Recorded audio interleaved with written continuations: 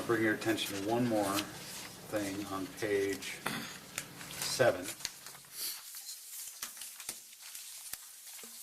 the left-hand side, talks about the future land use map. Second paragraph says the Morgan County future land use map shows general patterns of future development designed to achieve the goals, objectives, and policies of the general plan. Sheet 1 shows future land uses for Morgan County, except for the Mountain Green area. So tonight we're talking about Morgan County. Sheet 2 shows the detail of future land use in the Mountain Green. Both the text of the general plan and the future land use map must be considered when making decisions about future development or redevelopment. So that really stood out to me. So some words matter, and things that we read in this general plan should guide our thought process and our discussion. So the vision matters, the goals and objectives of the county matter, and the map matters. So zoning changes should be in conformance with the future land use map. In many cases, the future land use map will need to be amended or updated prior to consideration of zoning map changes. So obviously there's the difference between future land use map and zoning maps. But for clarification for everybody, the general plan has a map of future land uses. So it could say we want nothing but houses here, or we want nothing but recreational here as a future land use, and there are many zones that could accomplish those goals. So they're two very, very different things. The future land use is a broad, kind of a broad stroke of, hey, this is kind of generally what we want to see, and then you use zoning to achieve those goals and objectives. Can we pause? Yeah. Can we see the future land use map? Yep.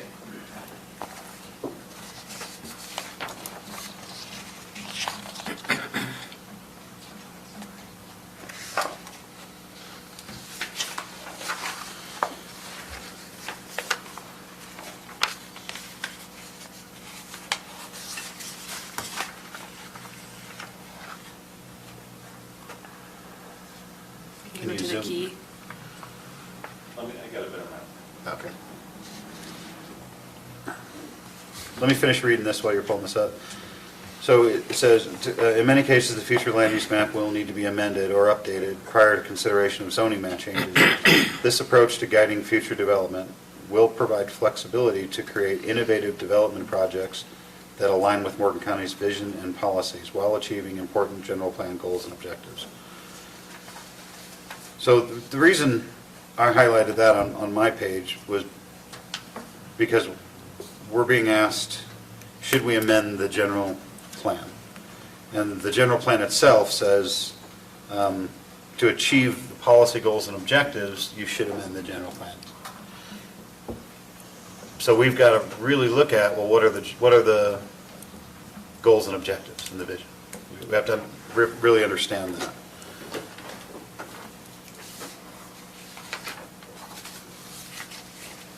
Can you guys see that from that far away? Can we zoom in a little bit more? What do you want to zoom in? The application area. Just kind of look at the colors. So is it just dark green and light green? Yes, so I'll zoom in a little Okay. smaller section. Yeah, there you go. So the darker green areas would be the natural resources and recreation, basically from the ridge line of the county line to the east. The lighter green is agricultural. The yellow is the village, low density, more residential. Red's commercial. There's pink, which is public facility, but there's also... Is that on the proposed acreage? No. Oh, okay. What I was going to show you is, here's the Snow Basin area that is designated as master plan community. Okay. And so this is the Snow Basin area, the portion that's in Morgan County anyway, and their master plan community. This is their future land use map designation, which is changed this way for them several years ago. So amending the general plan doesn't change the zone? Or does it? Not per se, but this application is amending the general plan and rezoning. Okay. Resort Special District encompasses both those actions into one application. So amending the general plan, you would amend the general plan to what? Master plan community? Master plan community. So that's the future land use. There is no zone called master plan community. So the future land use would have to be amended to say master plan community. And then the only zone that would be appropriate for master plan community would be resort special district. Or they could do Round Valley, Raval has a development agreement, and they're a master plan community as well, but without being a resort special district. Oh, okay. In this case, we have, Snow Basin is one resort special district that we currently have in the county. Okay. Obviously, this would be the same. All right. I just want everybody to be clear on the So it has terminology. a development agreement and it's a resort special district. Well, part of the resort special district approval Is the that it development. has a development agreement. And our ordinance says that? Yes. Okay, so our ordinance says, in order for the application to be a master plan community, or to be in a development agreement, it has to be resort special district? Requirement for a resort special district approval is, which would change the future land use map and the zoning, is that one of the elements is that they have a development agreement. Oh, okay. They also provide several other things that go beyond that, the physical analysis, the Right. improvements, the traffic study. There's other elements that are required as well. Okay. But that's all in that one application. But step one in my mind is future land use has to change first, right? Yep. Okay, so future land use would have to be master plan community. And so currently, the application area is dark green and green, right, and light green, right? Which is, I'm not even sure it's any light green. oh, sorry, so it's all that. Which is Natural resources And recreation. the entire area, natural resource, okay.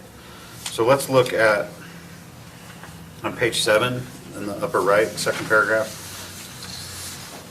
Currently, the future land use map has this area designated as natural resources and recreation, correct? Correct. Okay. So, right now, the future land use has this as being primarily managed to maintain the resource, recreation, ranching, grazing, open space uses and value of the land, and residential uses that are incidental to and don't interfere with the primary use. The maximum density is 1 residential unit per 160 acres. However, in natural resources and recreation, according to Utah State, its maximum density is 100 acres per home. Is that correct? We had this discussion with cabin zoning, didn't we? Our overlay zone. Or over, the cabin overlay? Is that accurate? State code says 100. Yeah. Yes. After that. So they go from 70 to 115. So, as of right now, it would be 115. Okay. So that's what it currently is, and the application is to amend the general plan to change that from natural resource and recreation to, where are we? It's not on their master plan. Oh, did it not print? No, master plan community. Can you pull that one up? I'm sorry, I didn't ask you to print this last page. The master plan community definition, It is on page, is it on page 8 or 9? it's after the maps. After. Thanks. Yeah, 12 and 13. So master plan community, the intent of this designation is to provide for planned developments and resorts that offer a mix of residential and non-residential. Potential development locations would capitalize on good transportation, the physical amenities of the area, and recreational opportunities. The master plan community designation allows for flexibility in land uses in order to encourage property assemblage and coordinated infrastructure and access. Resorts require adequate infrastructure and necessary services for each development. The assignment of this land use category should precede zoning designed to master plan development reserve or other similar resorts or planned public zoning designations. So I just wanted to kind of set the tone for that. The only other comment I had was I wanted to look at, it's currently natural resources and recreation, and the purposes of that I underlined were the primary purpose of that is to maintain the resource. Number 2 is for recreation, ranching, grazing, and primarily open space uses and values of the land with 115 residential units. And when I looked at master plan community, there were some things that stood out to me a little bit. One being that, where did it go again? There it is. The recreation piece.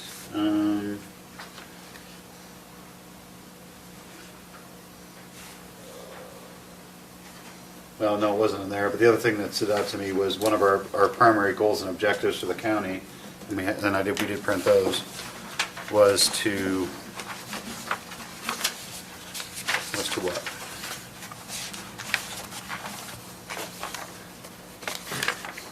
Sorry, I'm taking all over the general plan, but there's a lot of stuff here.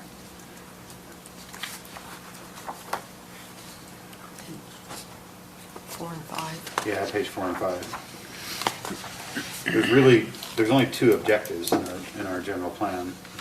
We have our vision on page 4 and 5, which we already read, and then the objectives aren't 4 and 5. The objectives are.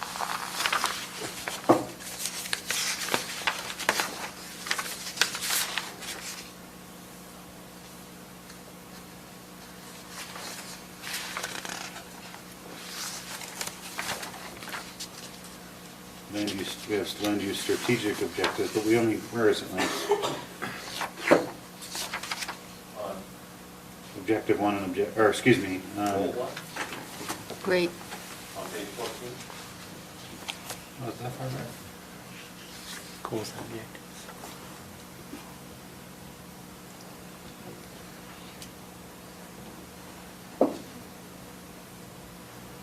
Yeah, sorry. So really, there's 2 goals. We have 2 primary goals in our general plan. One is to manage and guide growth in a manner that promotes economic development and efficient use of services. Goal 2 is to require costs associated with new development to be borne by the developer. It's kind of interesting. Our general plan really has those 2 goals. Basically, that we want to grow smart, and we don't want to pay for it. Is that a good paraphrase? I wasn't here in 2010, so I seemed like it. Okay. Anyway, I just wanted to start there, and I want us to have a discussion. The application is to amend the general plan, and we're not going to take a motion on that or any. Yeah, we've got one motion really for all of this stuff, one recommendation for this whole shebang. But what are your thoughts? I really want to hear what your thoughts are on how the general plan reads, and whether or not amending it meets the plan's objectives and vision of the general plan. Who wants to start? Okay, so I have a question. Yes. Whatever we decide on, that's for changing the general plan, rezoning, and for the development agreement all in one. Correct. Whatever we That's- recommend. That's the resort special district application. Is it's requesting, those actions will all take place, that's one Right. application. That's why I wanted to break it up into chunks so that I could manage it in my mind as to what is actually happening here. So could we divide the question into 3 separate parts and vote on them individually? So, interesting thing, we're not the legislative body on this. We are a recommending body, and what the council, what our code and what the council has clarified for us to do is to give them a recommendation based on the application that's in front of us. So, we can give recommendations based on different parts of that, I think. But I think we first need to have a discussion and kind of understand what everybody's thought process is on each of those things. Like the rezoning, I think it goes hand in hand with amending the general plan because it's an automatic thing. I agree. That's why I was thinking, it's really 2 parts of the discussion, the development agreement and the general plan amendment. But what do you think? I agree that it's 2 parts.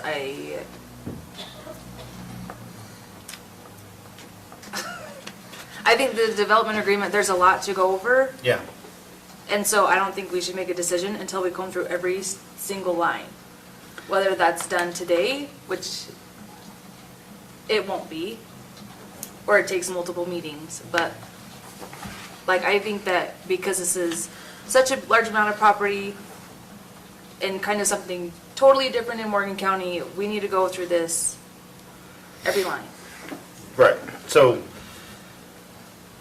I'm suggesting we have a discussion first on The general the ins and outs of the general plan and the amendment.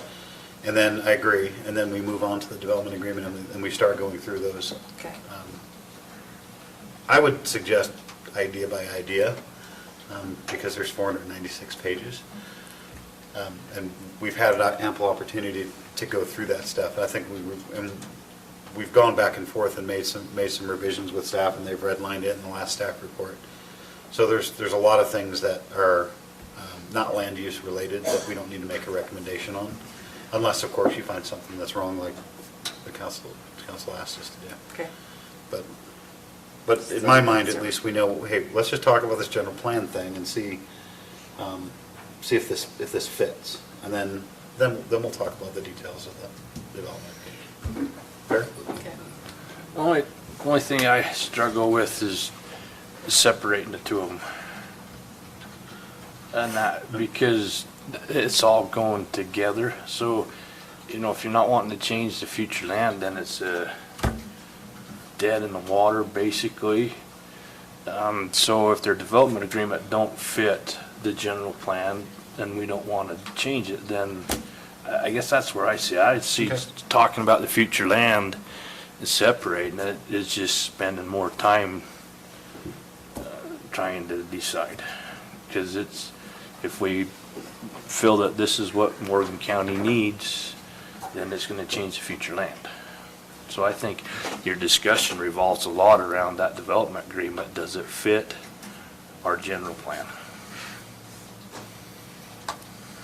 Because if we don't like what's in the development agreement, there's no sense in going over the general plan. Okay. So, any other thoughts on that? The development agreement is going to actually be a negotiation after the rezone, is that correct? Or is it, we're not actually approving the development agreement tonight? That's a work in progress. This is just a step for We're not that to approving go. it, but we're recommending. Well, you're not Right. approving anything. Right. This whole action goes, this is one application with kind of those 3 elements in it, the 3 big ones. And that's all gonna be, you're gonna make a recommendation, one way or the other, to the county council, who will make the final determination on this resort special district application. If that application is approved, then the future land use map change, the zoning changes, and the development agreement is accepted. As We're not is. gonna come back later and do the development agreement. Yeah, it's a done deal. It's all one big package. I don't think you Because the separate. fiscal analysis informs a lot of that criteria as well. The infrastructure master plan informs that criteria as well. there's all these major elements, the traffic study. All these things add in and add to that, do we want to approve this development, this master plan community? And then the stuff subsequent, the rezone and the future land use map and development agreement are after we've made that big decision. You can discuss them, individually. Do we want, future land use map, rezoning, and then the elements of the development agreement? That's great. But the end all be all is this is written in our code as one application. Right. So, my thought process is just let's just understand this chunk by chunk, piece by piece, so we can walk through it. And I think Shane is right. But understanding the general plan first will help us when we go through the development agreement to understand whether or not this development agreement supports those goals and objectives and the vision of the general plan. So I'm not trying to make a decision on part one and part two. That's not what I'm going for. I just want us to mentally discuss, hey, this portion of it is really based on the verbiage and the maps in the general plan. That's what it says. And we need to have a clear understanding of what our general plan says and whether or not this fits. Right? So I'm not saying we make a decision. I was just saying, hey, let's take a minute first to think through this portion of it so everybody clearly understands what our general plan says. Well, our general plan says that it's natural resources and recreation, and they get 115 units for that lot. Right. And they're asking to amend the And they're general plan. asking to amend it. Does that amendment, does that resort special district, is it supported by our general plan? And the general plan says the future land use map, in many cases, the future land use map will need to be amended or updated prior to consideration of zoning map changes. And then it says this approach to guiding future development will provide flexibility to create innovative development projects that align with Morgan County's vision and policies. So it starts with the vision and policies, and the general plan itself says, hey, along the way, you're going to have to amend it to meet those goals and objectives.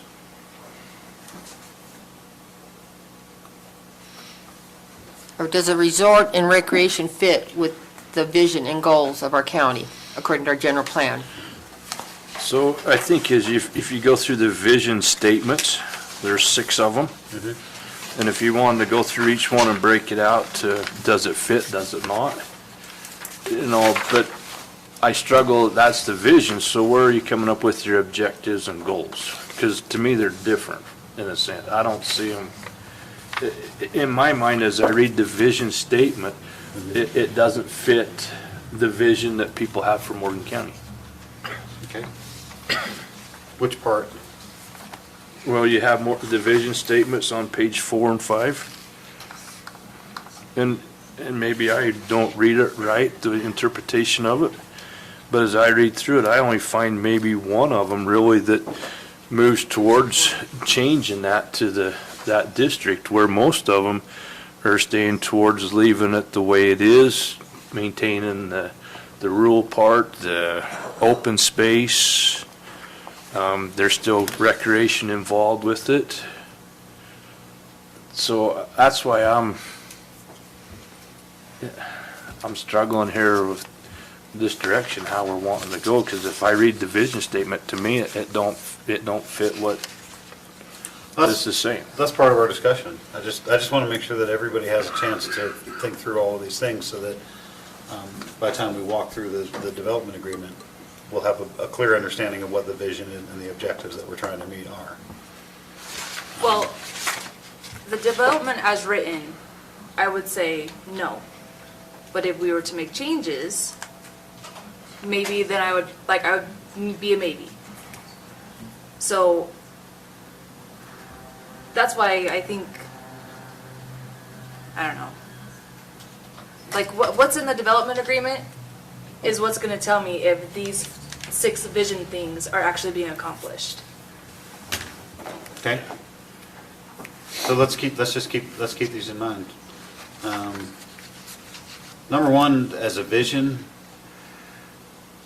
residents have a wide range of employment, housing, and lifestyle choices. and the county benefits from a balanced economy, livable wages, economic prosperity, and first-rate community services. I don't know, I can see part of that vision being supported by that. I think that one can go both ways. Yeah, I think that's part. Yeah. Number 2, Markham County respects property rights and recognizes personal responsibility to the landing communities. And that one then, to me, goes, if you want, how stickler type you want to be with it, but that's had the zone for what it is. So when you buy a piece of property, you buy the rights to do what it's zoned for.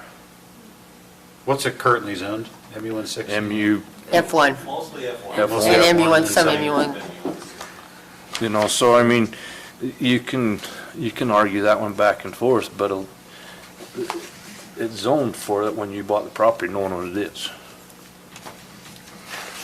Okay, anybody else with comments on any of these? We're just kind of talking along, but I don't want to. I agree with Okay. what was said. Okay.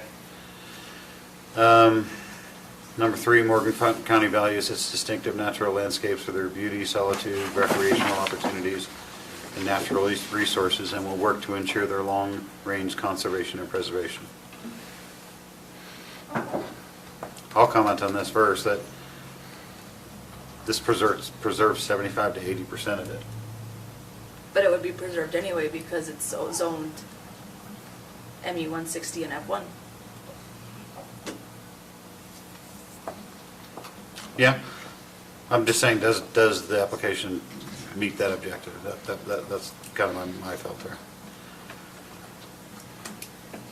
Anybody else? If we let it go as it is, they can put a cabin every 100 acres according to state code. And we have no control how many roads they cut, where those cabins are, what materials are used. They can be put on ridge tops. They can all have reflective roofs, and we all know the one cabin up on Strawberry that we can see. But So- 160 is a lot different than 750. No, Even in that scenario. I agree, but we have no control whatsoever how it is developed. You talk about cutting roads, We have zero control. zero control because it's state code. Every 100 acres, someone can build a road and put a cabin. Okay. Does MU 160 allow for like logging and mining and everything too, or F1? So just because it's MU 160 or F1 doesn't mean that it doesn't get developed. It could be developed completely differently into a rock quarry sitting on the side of the hill right there instead of a ski resort or cabins at, 100 acres per.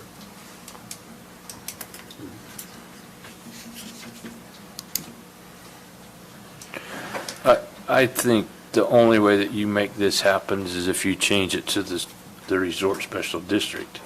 Financially, it's not feasible for someone to come in there with the terrain that's there and try to install all that. I have a hard time seeing that ever happen. What makes this work is the volume that they're trying to do to accomplish it. I have a hard time seeing 116 homes going in there. Yeah, but they're just dirt roads. They don't even It- have to be regular roads. They can just be a trail to access. And that's Their fine. cabin. But you're still gonna have to comply with building codes in Morgan, so forth, to do it, because you gotta be able to have fire or whatever take place. I mean, so it's not, I don't see that it's just total freedom that they can just do what they want. They still fall in the guidelines in Morgan County, and we have to take care of it. So there's gonna be building permit, all that regulates what they can do also. Okay. I think it's important for us to hear every side of it, so this discussion is really valuable. Any more comments on 3? If not, 4, Morgan County safeguards water resources for future generations and conserves and reuses water when possible. That's a vision statement of the county.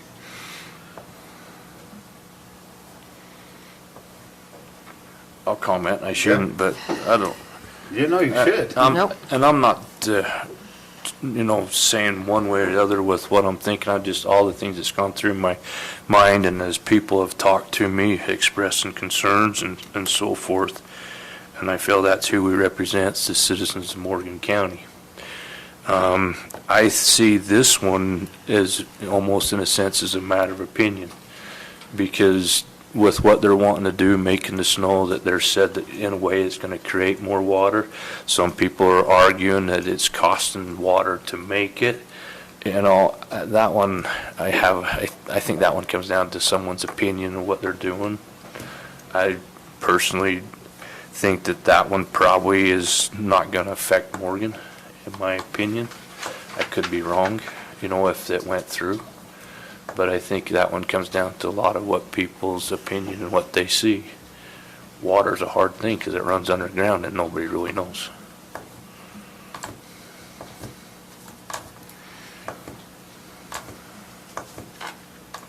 Morgan County public policy support the viability of working and hobby farms, protection of agricultural lands, and the conservation of natural resources and rural character.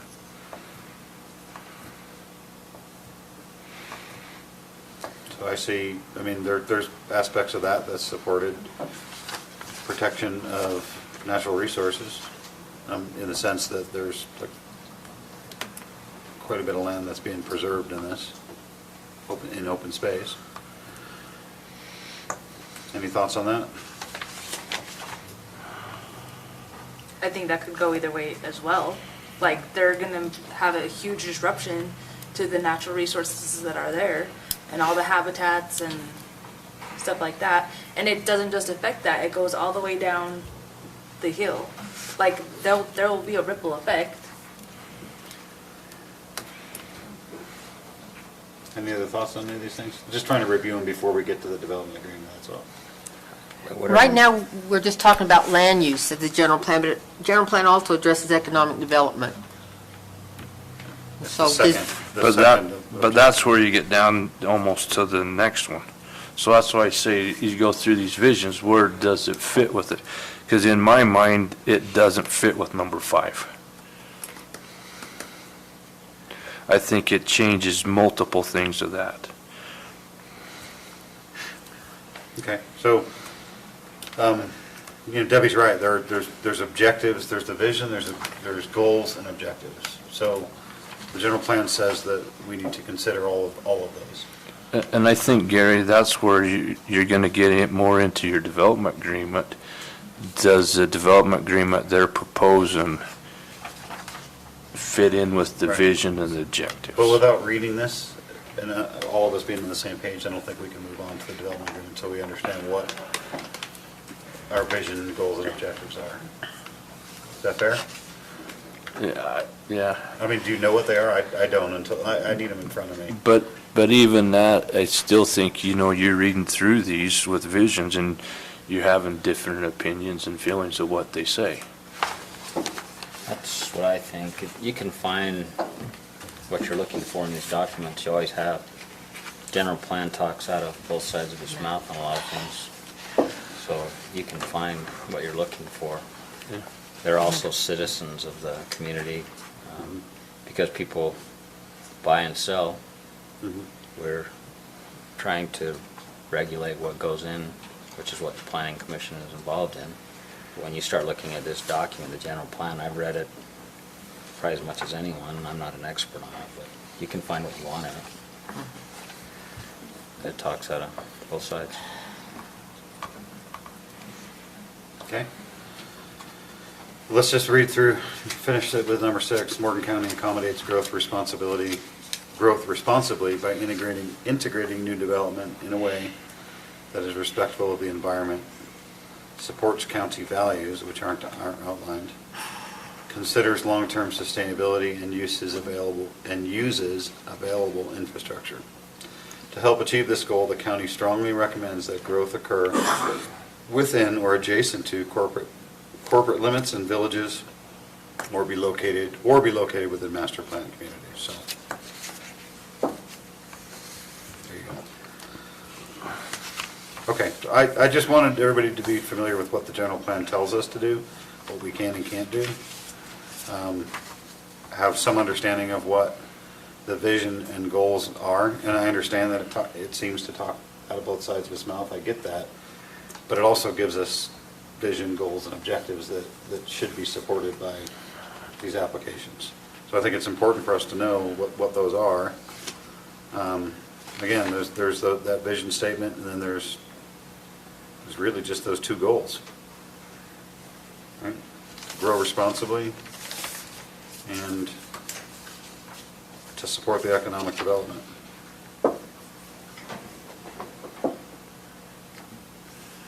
To grow in a way that supports economic development and for developers to pay their own way. Okay, Mr. Chair? yeah. Starting on page 14, they actually have specific goals. And as the other members have pointed out, it kind of goes, it's kind of a mixed bag. It goes at least through page 19. It's a mixed bag of, we need to preserve agriculture, but we need to expand business opportunities. We need to have a more diverse tax base, but we need to keep the county very agricultural. It goes back and forth between those two, which gives us a tremendous amount of flexibility to adhere or ignore to, whatever we're looking at. But I think particularly on page 19, this isn't the positive, but like I said, there's a lot of negative in there too. But create new business and employment opportunities in Morgan County. Increase the number of businesses that are created, expanded, and located in Morgan County. Become economically self-sustainable by generating income from local sources. So these are like the specific goals and objectives that were laid out in the general plan. But skipping back to 14, I don't know if these are by priority, manage and guide the growth in a manner that promotes economic development and efficient use of services. But if you look under one of the subparagraphs, it's limit the impacts of residential development in agricultural and natural resources and recreation land by categories. So there's the positive, there's the negative. It gives us the flexibility to look at this and say, we're going to violate Goal 1, Objective 1, subparagraph 4, but in doing that, we're promoting Goal 2 all the way through. And I think that's what I had highlighted here on page.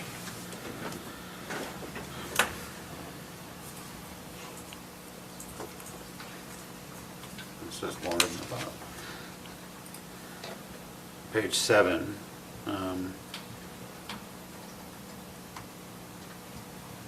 On the left-hand side, third paragraph down under strategic areas. It says both the text of the general plan and the future land use map must be considered when making decisions. Zoning changes should be in conformance with the future land use map. In many cases, the future land use map will need to be amended or updated prior to consideration of zoning map changes. This approach to guiding future development will provide flexibility to create innovative development projects that align with Morgan County's visions and policies while achieving important general plan goals and objectives. So just like you just said, Chris, it does speak out of both sides of the mouth, but I think what it's trying to say is that use these tools to meet these objectives and these goals and policies. We want to grow smart. We don't want to pay for it, and we want to create. We want to increase our economic viability. That's what the general plan says to me. Any other comments on that? It probably needs to be looked at as whether this is a commercial type development. We hear over and over again how we can't sustain all this residential growth without some type of commercial development. So is this, I guess the question is this the type of commercial development we want to help achieve that goal of the tax base? Or is this not what we have in mind, the type of commercial we want for our community? Okay. Any other comments on the general plan then? No, Mr. Chair, I appreciate you going through this. For me being new, Yeah. walking through this with the group has really been helpful for me. But yeah, it's sounding like there's not a definite no and there's not a definite yes for us. It's going to be up to us to walk through the development agreement and then make our decision. So we can go either way with that. Right. That's And I wasn't going either way with this, other than I just wanted to make sure that you were all completely aware of what the general plan says and what guidelines it gives us. You know, it just, again, to paraphrase what we just said, we want to grow responsibly, we don't want to pay for it, and we want to increase our tax base if that's fair. Is that a good interpretation? We want economic prosperity is what it says, whatever that means. Okay, well, how about we go to right straight to the development agreement, then start a discussion there.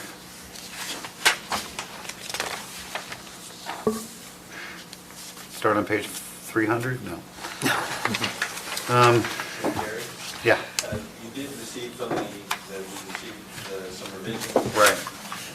To my red lines of the applicant today. Yep, we've got those in front of us. So we'll use these as we go through. So you can look at, I kind of responded to each one of my comments, I think that's there for your discussion. I think that's good Okay. comment. Trying to help move forward. So really, the next thing we need to do is we need to understand this development agreement. There are 6 sections? 9 sections? 9 sections. Right, or is that more? Roughly. So section, let's just go section by section and see if it warrants discussion. I have a question first. What's Yeah. the difference between the development agreement and this 300 or something page, That is the De- development. Design standards? well, report That's the application. or application? So what's the difference? Like, if the application is more than 40 pages, why do we only have 40? The, So the development Yeah. agreement is 40 pages Right. long. It's the actual legal teeth of the criteria that will be met. Okay, The application is all that other supporting materials and, the fiscal impact analysis. okay, right. It's, got it. And the development agreement is part of the application, Yeah. yes. Okay. So This is just one basically, if we go through this, if there's a concern, then we could go to that other sheet for clarification. Is that kind of what we're? What's the other sheet? The rest of the 400 The pages. 400 pages. Yeah. The design standards. and- So this is Right. just kind of a smaller version, but that tells us more. Well, that's backup supporting material. This is the legal document. Development. Right. Exhibits. And its Exhibits. associated exhibits, yeah. So, real quick question on that, the permitted use table that they had was in the application, not the development agreement, so would that be These are legal? both documents, actually. Is in both? Yeah. So the In the development agreement includes as exhibits. Oh, okay, I'm sorry. Yeah, I was looking at the actual 40, or 27 pages of the text, or 28 pages of the text. Okay, I see what you're talking about. So we're really looking at that 40-page document then right now. And the first one is section 1, right? The findings. The findings? Are we gonna go by sections then? Well, let's look at the section and see if we need to dive into that piece in particular, and then if we do, then we'll go paragraph by paragraph or whatever we want. Really looking to staff to help walk us through this development agreement now.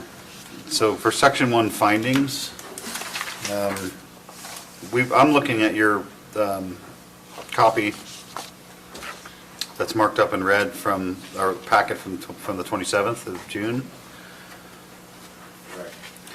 And section 1 is findings. So what are we looking at in section 1 here? Well, I think it's just overall general statements of the purpose and why this is, the findings or why this is development agreement is being proposed. Just kind of some, highlight the big issue. They're the owner. It's 11,502 acres. And so it's just high-level elements, I guess, is what I would say. It does identify that, the zoning districts are currently MU 160, I don't know, just to walk through, but it's just high level discussion points or elements of the plan and the development. I think, you see in 1.9 there, the owner is committed to providing all uses and activities occurring on the subject properties to the highest standards to create a private residential community. So it's going after intent as well, it appears. I have a question on 1.4. It says that the general plan has already been amended so that the property is suitable for a master planned community. So this is gonna be completed, finalized after, if assuming it's approved. So this is written, That's- it's. Right. as A though future the tense. document Oh, is approved. okay. Yeah, it's So future that's, tense. Got that's it. why you get that language in there. Okay. And some of the more minor edits we have, we're just trying to clarify the tense Okay. of language, but that's. So are we gonna go through each one of these? Because, I mean, we're kind of jumping all over, so I'm trying. Well, okay, so section 1 is, that's what I was asking to clarify. Section 1 defines what the development agreement is. Do we need to go line by line through that? Well, so let's just look at 1.3, just for Okay. my benefit then. So the owner desires to develop the subject property as a private residential community. A membership club with amenities and activities on the subject property is more fully identified herein. So as I've listened to all this and been involved with it, the part of what I've seen is the primary use with this is to be able to have people come in as secondary, third, fourth homes, which creates the tax, higher tax for 100% for Morgan. Okay. Okay? So when it starts talking about private residential, what's the clarification on that? Does that open you up for primary residence? And I think there's some issues we have to talk about that because they're going to be allowed to do that. But then how does that work with the tax base? I think So- the way to fix that is say, it doesn't matter what type of house you have, it's 100% taxed. I think legally. Because how can we, like, they're predicting, I think, 10% people that are gonna be, that's gonna be their primary residence. That's a prediction, that's not actually what's gonna happen. Let's say, worst case scenario, 750 people come and make that their primary residence, then we lose out on all that tax money. And let's be clear, I don't think this is about the money. Yeah.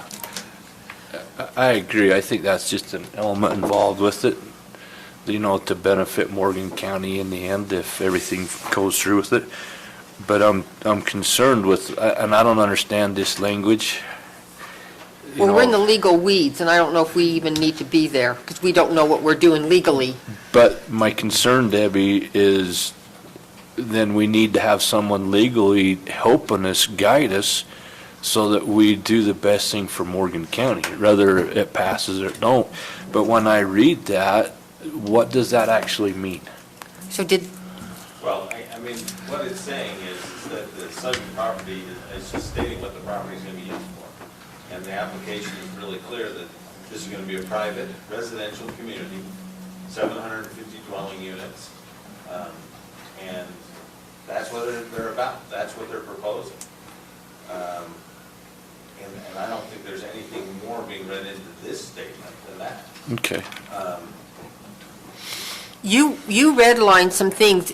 Well, and Did I've redlined did every Jan word staff- redline any, too? County attorney is Okay. redlined, and his corrections are in here as well. Okay. Along with county engineer. I think, to just on the issues Haley rose about the primary ownership or not, I discussed in the staff report, just that we don't know for sure. But they did do a fiscal impact analysis that said, basically, it filled out $9 million. We had that reviewed and discussed by another economic analysis company. They reviewed it on behalf of the county, and they came out with a lower number. And that was based on 475 homes, and I believe, I want to say 90% primary or secondary homes. And so my thought process through that I put in the staff report is simply that there's some high numbers there, and even if it was half of that, we would still have an economic benefit, and that meets the code criteria for a resort special district. However, you guys can do what you want, but I just wanted to throw that out there, that not a lot of weight was put into the staff recommendation on primary versus secondary. There will be a significant number of secondary homes, and there will probably be a very high, in the millions of dollars of economic impact. And it could be even greater than that. And so I guess I have a hard time, it's too difficult to really nail it down and know exactly what's going to happen. Doesn't meet the zoning code threshold of a positive impact to the county. And is it appropriate for staff to? Yes. Okay. Please, Please. please. The firm that we chose as a county and hired to review their economic analysis is about as good a firm as you can get. It's very difficult for most of us in this room to understand the analysis that they go through. They did come up with, I think, the Wasatch Peak Ranch firm that was also a very legitimate firm, had 9 million and ours had 7 million. It was, this is a high-level analysis that we certainly aren't capable of understanding. But we did get representation for the county to check their firm's information, and they were actually representing us, not the developer, when they did that. So they had to take a critical look at their numbers, and so they had no incentive to. And they've done this on other projects, the firm that we hired, so it's certainly over our heads, but that's the information that came back to us. So why bother doing the financial analysis at all? It's a requirement in our code? It's a requirement of the code. Okay. And then, and it's to help us get to that criteria that it will have a positive economic impact in the Right. county. It could be that, a development is proposed that has a totally negative. We have to provide tons more services. That is not the case in this one. Okay. So the whole reason this is in here is because the code requires the development agreement to have economic impact analysis. And that makes sense because our goal and objective of the county is for economic prosperity. Right? So I don't know, how do we want to do this moving forward? Do you want to just write down your comments and then we kind of review them at the end to make sure we've captured everybody's comments on these different areas? I would prefer if we went through this section and commented at that time and not waited till the end. Okay, so far you've got a comment on 1.3? Is that right? Well, not necessarily, but Is there anything you want to capture so far on 1? Do you want us to write down? These are just findings. Yeah. These are just general statements of what's going on. And that's what the attorney looked over, I trust. And I understand that, but what concerns me is I don't understand that, and I don't know how people can take and twist it. Because it's here, so they say, all right, it said it here, so. You're worried about weasel words. Exactly. And it's not my, and I agree with what Mark's saying, we have to depend on these people that have the We depend on our attorney that he's. and all that, but the we're bottom protected. line of it is we work on them, but it's us passing on the recommendation to the county council, then the county council making the decision on what these people say. And so, to a certain extent, I feel like I need to understand it the best I can. What does it really mean? And I'm sorry, that's hard for me. So it helps to talk so that I can Yeah. No, I get it. understand that. Member McConnell, would you mind just kind of reiterating some of the things that you had mentioned earlier about, help us get through this legal part of it, please. Okay. I don't want to limit your discussion to whatever you want to decide or Right. whatever concerns you want. I think that the development agreement is a legal document required review by the county's legal counsel.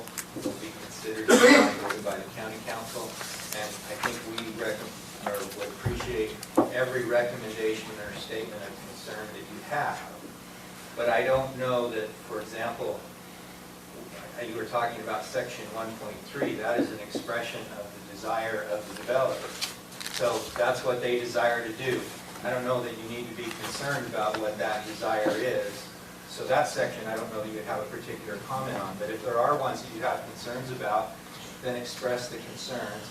I think you need to be very focused and we want all of your concerns with respect to the land use elements, the uses, the densities, you know, the height standards, all those kinds of things are part of what you would, you know, you're a land use authority and a recommending body in this circumstance, so all of those things I think are very relevant to your discussion and recommendation.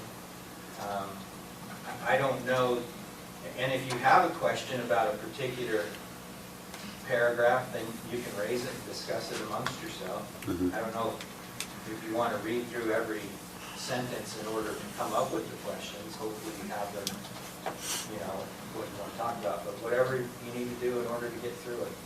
I don't know if that's helpful or not. No, it is, and that's why I wanted to start with the section. So the purpose of section 1, again, is it's just an introduction. This is what this whole thing is about. It's just describing what you're about to read. So basically what we're saying is this is their desires, but it has nothing to do with what's going to happen in the development agreement.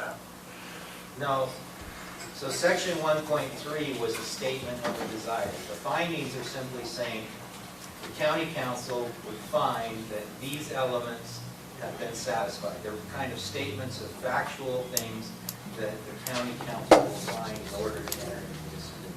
So that's why it starts. The county council makes the following findings in approving this development. One of those findings could be is that the owner wants to do a resort.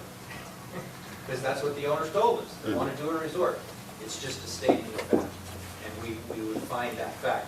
We can find it consistent with elements of the general plan or inconsistent, although when we found it inconsistent, we might not enter the development agreement as well.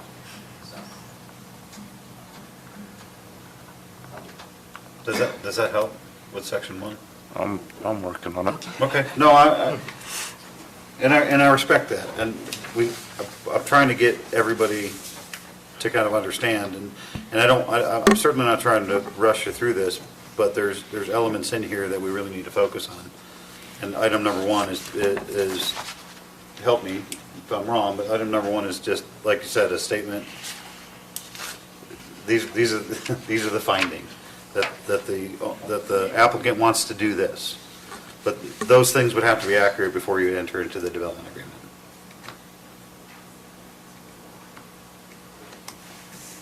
So there's no meat, I think, in what you're looking for, Shane, in 1, but we can certainly go through in every one of those. I guess I trust the attorney. Our county attorney will make sure the county is protected in these findings.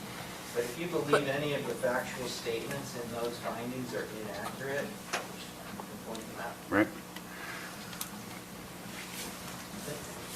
Having to think prospectively as if we're going to be approved. After it's been So there's approved. that element of it that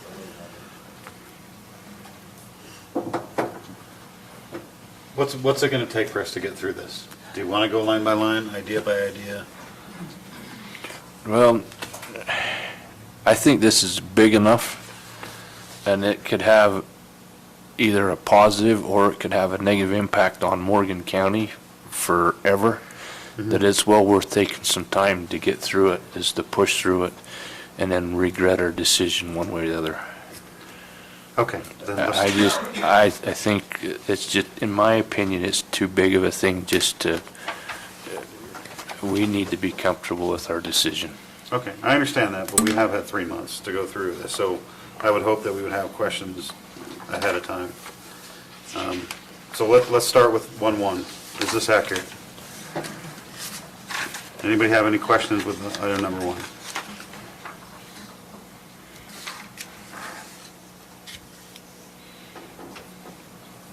Yes, no? These are the statements of fact. Okay, statement of fact. 1.2, statement of fact. 1.3, the owner does desire to develop the property. 1.4. This is saying that, hey, we have a general plan, it was adopted this date, and there's no date in there because it says For future. Yep, future. it's future, right? 1.5. Right, that's Yep. statement of fact? See, and I think 1.5 just basically goes with you if you make the change, so, I mean, Right. No, that's fine. We understand what you're saying. I totally get it. I just want to, I don't want anybody to feel rushed, but I do want to go through some of these, I want to get to the meat of the land use stuff for sure. Yeah, that's our emphasis. if you want my opinion, I've gone through all these, I've expressed my concerns with section 1. Okay. So I don't have to go through all of them. Okay. I understand part of the findings, I just get nervous with the wording, the different things, so. You're worried about giving entitlement. Maybe it would help to just have a quick conversation about this process.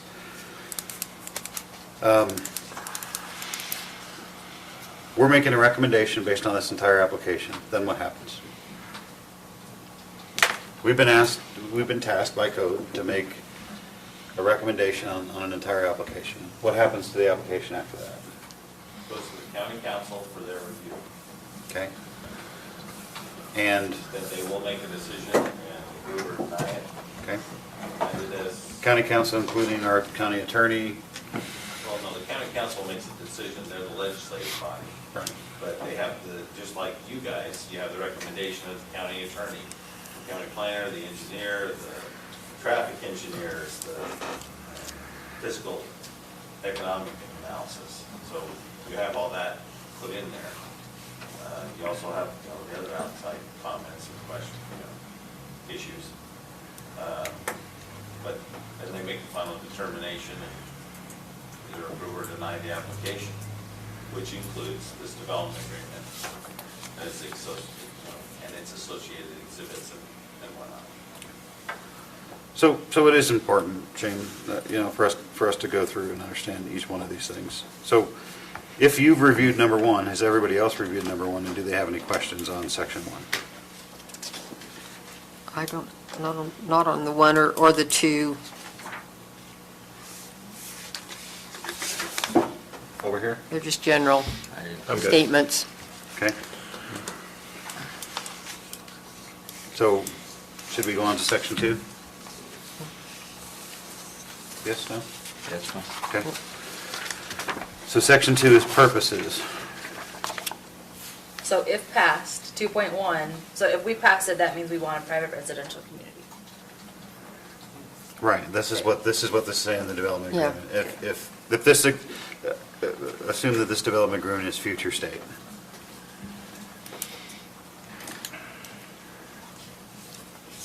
That is the purpose of this development Right. agreement. Just saying what it wants to achieve. 2.1, under purpose, is to achieve, that the purpose of this development agreement is to achieve the visions and goals of the county and owner to create a private residential community. 2.2 says the same thing.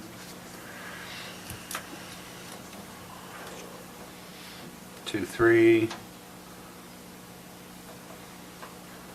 Any questions on 2.3? More of the same?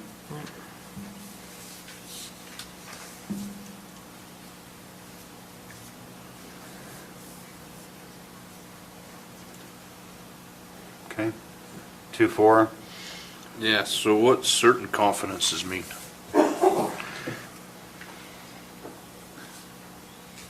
I don't understand that. Okay. That once this development agreement, it gives them entitlements. Once it is approved. Member McConnell, do you mind helping us through this? I guess, Some of this yes. stuff? So I think what they're probably saying is assurances, as opposed to, so they want to receive certain assurances. Ultimately, I'm sure this document speaks to their vested rights once, if it's in fact approved pursuant to the agreement. So it's what every developer wants. When they start to make an investment at the beginning, they want to know what the rules are for the balance of the project as they complete. So this agreement and these approvals help further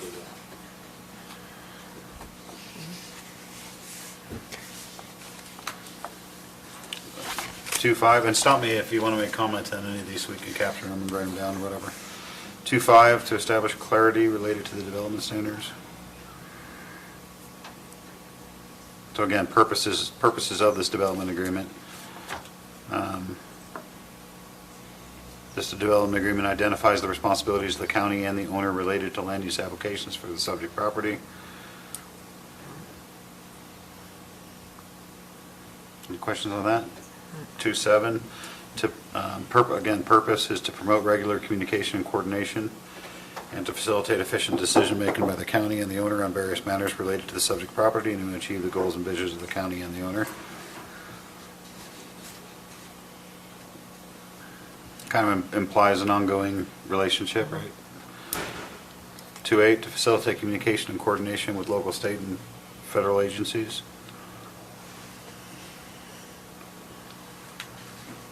Stop me if you have any comments. 2.9, to require and promote communication and coordination with all service providers. And 2.10, to allow the owner to voluntarily provide amenities, improvements, services, and facilities as more fully described for the benefit of the subject property. Any questions on that one?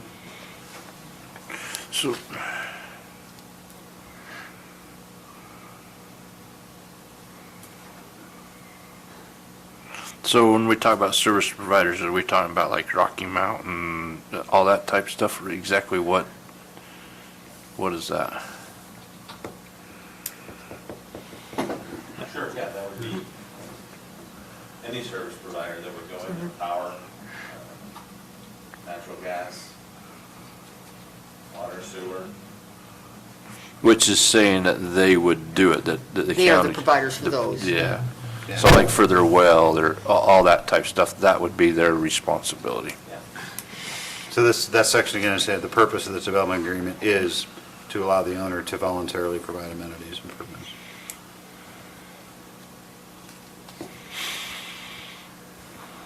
Okay, section 3, approval. What's the point of section 3? So on 10 though, what's it mean to voluntarily provide amenities, improvement services? How does that affect it?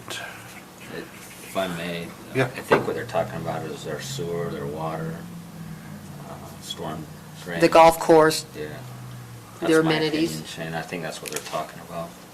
Okay. They'll have Comment? service districts to address all the things that they need. Sorry. No.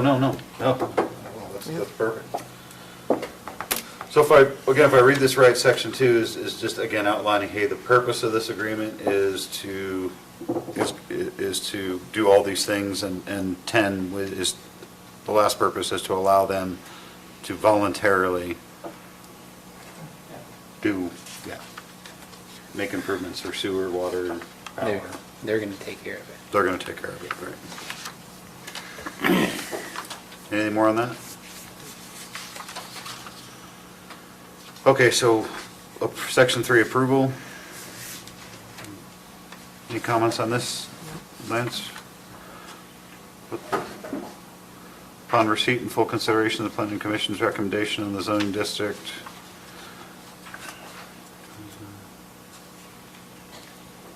Nope, that's Yeah, that's just a statement of approval. how it's going to be approved. How it's gonna be approved in future state.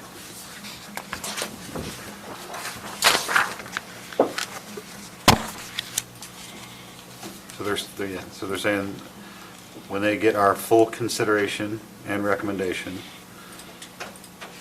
and after considering that, that's how they're gonna develop their agreement, or that's how they're gonna come to their approval.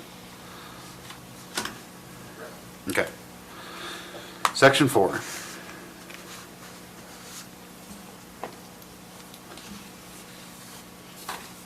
And really, that's my red line here, changing it from master plan community to natural resource and recreation is actually, it should be master plan community Right. by the general plan, because, that's the timing of this actually being adopted. When this is signed, it will be master plan community, Right. so that correction shouldn't happen. Right. We can edit that. So you want to take an edit on what, 411? Right. Right. So Oh, yeah, 412. I would disregard my red lines. Okay. Reading it, I think I read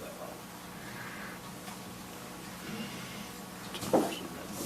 So future state on 412, prior to the approval and execution of the development agreement, the subject property was located within MU 160 and F1. So he's saying ignore Ignore that. I ignore my changes to Okay. 411. on 411, Oh, on okay? 411, I got the okay, things wrong the time. okay. So just leave the original, Right. okay?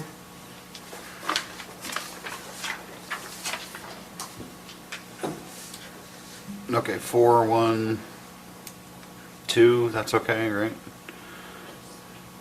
413,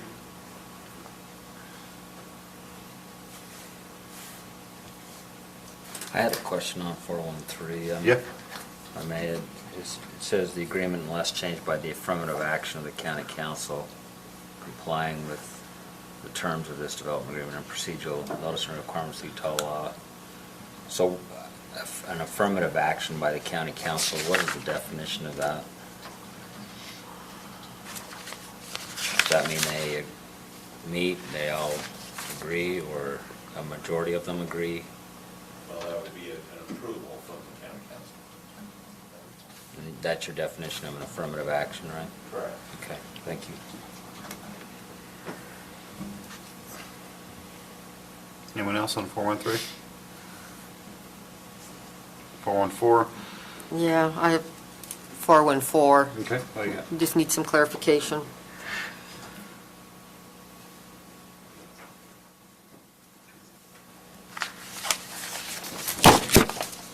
Would have, I know the applicant made some recommendations of changing that. Or the 414.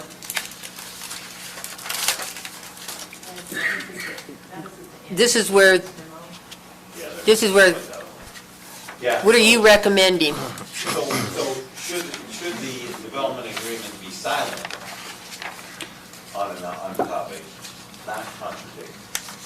Right, So, question that a little bit. It's not if they're contradicting. The development agreement's going to set out standards, but if they miss or don't address something, then, or are silent on the subject, then the more restrictive standard would apply.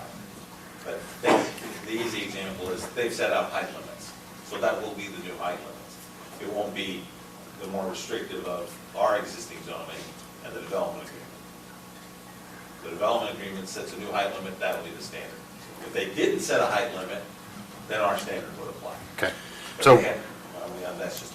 So- That language is very common in most development agreements. And that's, I just. Because as much as we try to anticipate everything, there's always something, or frequently something that is missed, meaning if it's not addressed, in those cases, we want it to default to county code, so that it can't be interpreted another way. So it becomes the county code standard. So you'll make those changes, Lance? Okay. so help me understand what it will say. Do you have exact wording? Well, actually, we discussed this, the applicant, from the submittal that we received today, brought up this issue. I'm trying to find where they. I didn't see anything until 4.2. Look, it's on the last page, it's at the very bottom, it was added on. Very last Oh, thing. okay, thanks. So where's that? Yeah. But your point about the I'm switching up the contradiction, I put in the wrong word there. So Okay. is this the We changes? actually have, So we don't- we have language, we looked up in the Cottonwoods development agreement that This is it. addresses this a little better, Their answer to Okay. his red line. and we would use Where that. was as this red lines? Because I didn't ever see those. But it basically says what Mark said, that if it's silent, then it goes. So we have a standard in place no matter what, if something is missed. Okay.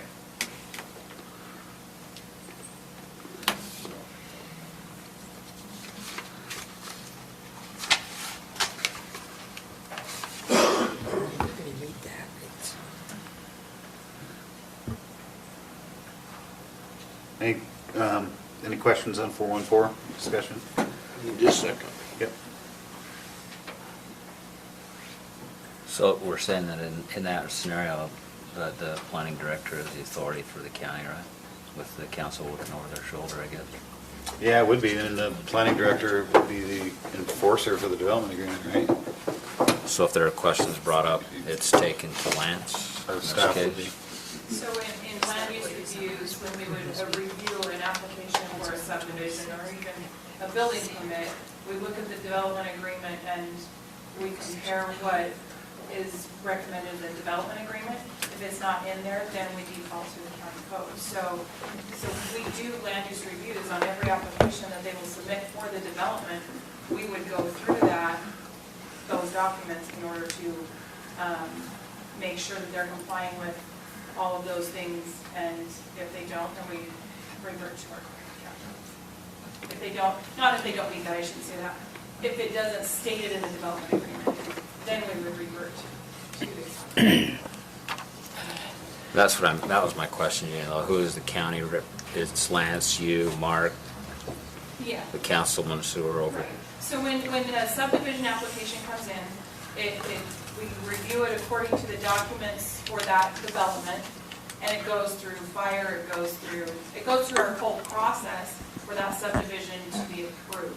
Okay. And so it goes through all of our consultants, it goes through all of that process before it would come back to you for a decision or recommendation to the plant council. So we give you that information in the staff report. We've gone through all those steps when we present a staff report for you for a subdivision, is we checked off all this, the list of the development agreement, so that it's easier for you to digest in a short time. So that's an important part I don't want to miss. Let's say the development agreement is approved and it's rezoned. What's the next step before a home gets built or a lodge gets built or whatever? What's the next step in the process? They just build away? Okay, so what's the next step? Let's just say there's a development agreement in place and the land has been rezoned, then what does a developer have to do next? Well, all the improvements have to be put in, and the roads and the public services and those type of things, along with the, and then they'd have to go through the subdivision approval. Okay, so they have to go through, they have to apply for a They need that subdivision. subdivision approval, they need all the infrastructure and services provided. And where does that subdivision go for, does that come to the planning commission? Correct. Your preliminary would, Yeah, we go yeah. through the So subdivision we would see preliminary plat for each one, Concept, preliminary, final plat. everything. Yeah. We verify roads and all the services required there. That's an important thing, because I've had a lot of people ask the question about, this wouldn't be it. I mean, this is just the basic, okay, go ahead, but now we still have to go through the subdivision process, we still have to go through, Correct. it has to meet the development agreement, whatever the requirements of the development agreement are. And like we just said in 414, whenever the development agreement is silent, then we go to county code and we look at that. And we would be looking at each one of those at the planning So commission, right? as you go through as you continue to go through the development agreement, section 4.4 illustrates that exact process. So most development agreements will actually outline what that process is. And Okay. they've done that here with 4.4, development agreement, building codes, engineering and construction standards, and health codes as adopted to apply. So if you look at all land use permits shall comply with all the applicable requirements of this development agreement. And the adopted management code 4.4.3, all land use permits shall comply with the requirements of the adopted land use plan or management code as may be applicable, provided that such requirements do not conflict with the terms and provisions of the development agreement. So in our reviews for, like, that's the next step, is it's development. They are gonna go through the process of putting in all of the infrastructure, the subdivisions, but they go through our process to accomplish that. A good example would be the Cottonwoods, Phase 5, we've been looking at that. As you know, we've done concept, prelim, there's a development agreement behind that one also. Same with Dwayne Johnson's property, that's a settlement development agreement. But they're going through all the processes that everyone else goes through. There's just this development agreement behind everything. And I'll give you an example. In the Cottonwoods, for example, there's something extra in there that we normally wouldn't have, but there's a trail, that is incorporated, that's required. And the development agreement wouldn't normally be required, but so we incorporate that into our normal review, that type of thing. So we go through our normal review processes, conceptual, preliminary, final, and you see everything you normally see, just like with the Cottonwoods Phase 5 that you're dealing with now.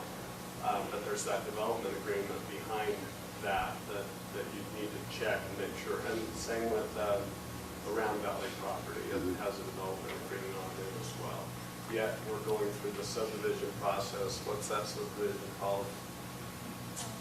That's Round Valley's Revolve, whatever, but we're working on that. We're looking at that right now too. So they're just like any other, anybody that has a development agreement has to behave like any other developer and come to us for applications for concept, prelim, final, and everything else. And then you get to look at the specifics of concept, prelim, final, and we deal in detail with those. We just also check the development agreement to make sure if there's anything extra we need to require. But I think I remember that, we just did that 2 or 3 meetings ago. Yes. We had Phase 5, and we noted that, hey, the development agreement said there was supposed to be a trail through here. Even though it didn't necessarily didn't matter if it made sense or not, the development agreement called for it, and they had to put it in there, right? That's right. And so and same with Ravala, they've made certain commitments to the county in the development agreement. So when I do my engineering review, I'll have to check that also, not just for my normal things, but I look at that development agreement to see if there's anything else. For example, a secondary access egress for Ravala. I have to see if there's something in there. Sure enough, it's there, so I include it in my comments. You guys get those in your staff report, and so the development agreement supplements your normal process. It's a little more burdensome, but at the same time, it protects the county better. And it goes back to your question, Steve, with the confidences or assurances. That's what the development agreement is doing, is it's a contract between the county and the developer saying the county is going to assure that you're going to get what you've asked for in this process. And that's why we're bound by this just as much as the developer is. So this is where we kind of lay it all out so that they have those assurances. But we also have an outline to go by to check what they're doing. It does not circumvent the normal county processes for subdivisions, construction, land use, anything else. Thank you, that's helpful for me. So 414, we've got that additional note on the back of that one. I took a note on that as well. 42.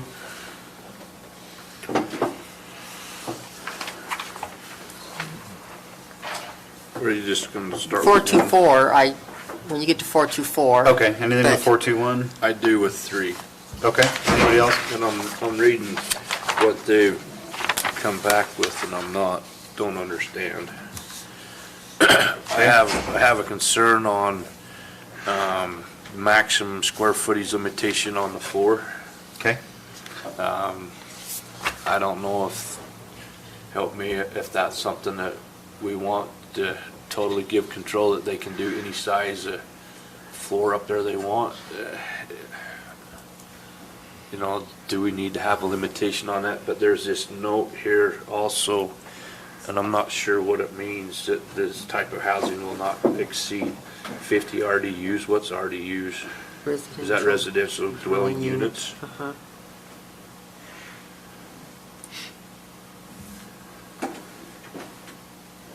Shall we talk about the number? Yeah, we're getting there. I said on 424. Well, it's in 423. Right. With a footnote. regarding is the So 424. let's talk about square footage in 423. How okay. about we do that, and then we'll talk about The number. the number. There's not a square I don't see that Footage. in that in 3. limit in the county, correct? But there is a coverage limit on how much of the lot can be developed, depending on the size of the lot.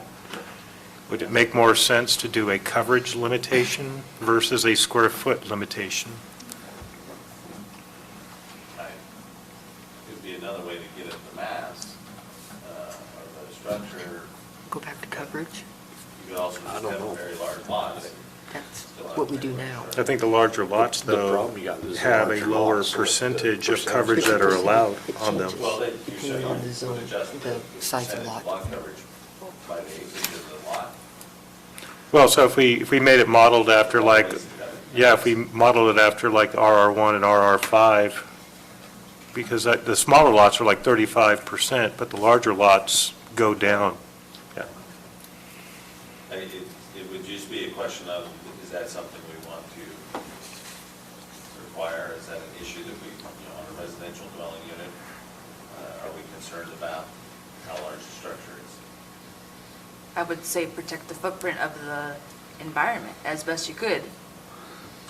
So, yes, Well, they're give doing a that outside restriction. The concept, they're doing that out in the whole open space area. Yeah, but that, the size of the home affects open space, right?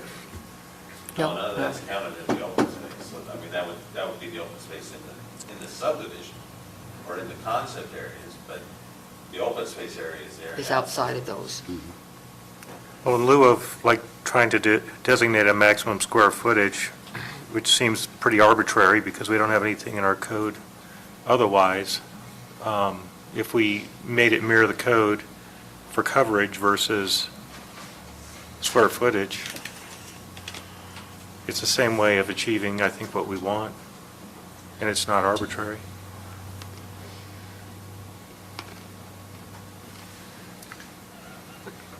What do you guys think about that?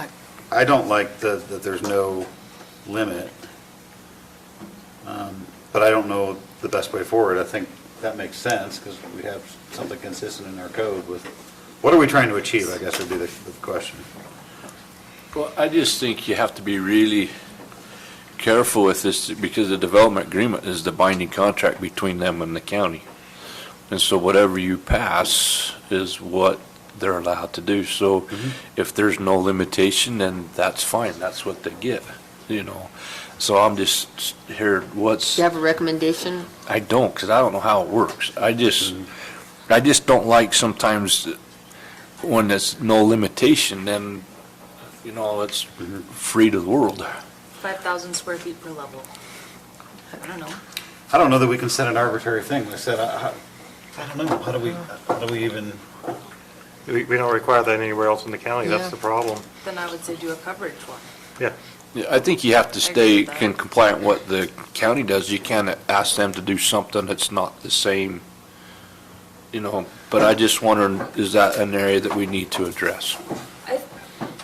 Correct me if I'm wrong, I thought that when we enter a development agreement, we don't necessarily throw the rule book out the window, but we make a new rule book for that area. This is the rule book. So technically, we could make a 5,000 square foot per level, right? If we wanted But to. you could, I just, no, why? I don't understand the logic one way or the other. I don't like being open, where there's no, there's no limit, but, and I like what you're saying, because our code, what's the whole purpose of our code? What is the whole point of what we're trying to achieve in the rest of the county with lots? We don't want, we don't want the home to be the size of the lot, right? I guess, is that what I don't know, Lance, help us, Regina, what are we, Well, Mark, everybody. You say almost every other meeting, I'm disappointed you're not bringing it up. What's the problem you're trying to solve? What is the problem we're trying to solve, So, Liz? Thank you. and I think what I'm hearing is that if it's too large of a residential building, then it would have an impact in the county some way. So. What would that impact be? What would that impact be? But we don't have that problem anywhere else in the county. We don't restrict it. We have lot coverage, I guess, lot coverage Right, is restricted. so why do we have lot coverage? What was the problem to solve the lot coverage? Just to control the mass of the structure. Okay. In reference to, in relationship to the size of the lot? Right. Why though? Because they have neighbors. Because they have neighbors, okay? So, it's up to you guys, if you want to make that recommendation. So follow the lot coverage regulations similar to the rest of the county, or make a suggestion in the alternative. I don't know, is this the same as the rest of the county? I mean, are the lots gonna be bigger? We don't really know. Well, they're gonna be a bunch of different sizes, right? Different sizes. You're gonna have some that are large, What's a range? Like 1 to 50? 150 to down. Over Well, they're going to have 100, yeah. multifamily, aren't they? So, I mean. You have some multifamily. There are some multifamily. So the problem we were trying to fix in our code with the lot coverage was to protect the neighbors, right? To make sure that, hey, if I bought a lot next to you, I don't want your home a foot from my. So we should have that same logic when these. I think people- lot these- coverage makes sense. Yeah, they would be citizens of our county. We would want to protect them in the same way that we protect the rest of the county, right? And there's going to be some visibility from other parts of the county. I don't think people want to look up and see people stacked on each other for the same purpose of what we have the coverage for. Just visual blight. So just a quick, I did some calculations on this, so in this area A, it's based on the number of the dwelling units that are proposed in the concept plan, and there is some flexibility into that in the development agreement. I'm not sure if there's one that you changed, but these lots would average about 2 acres. 40 homes on that many, 84 acres. So these are 2-acre lots.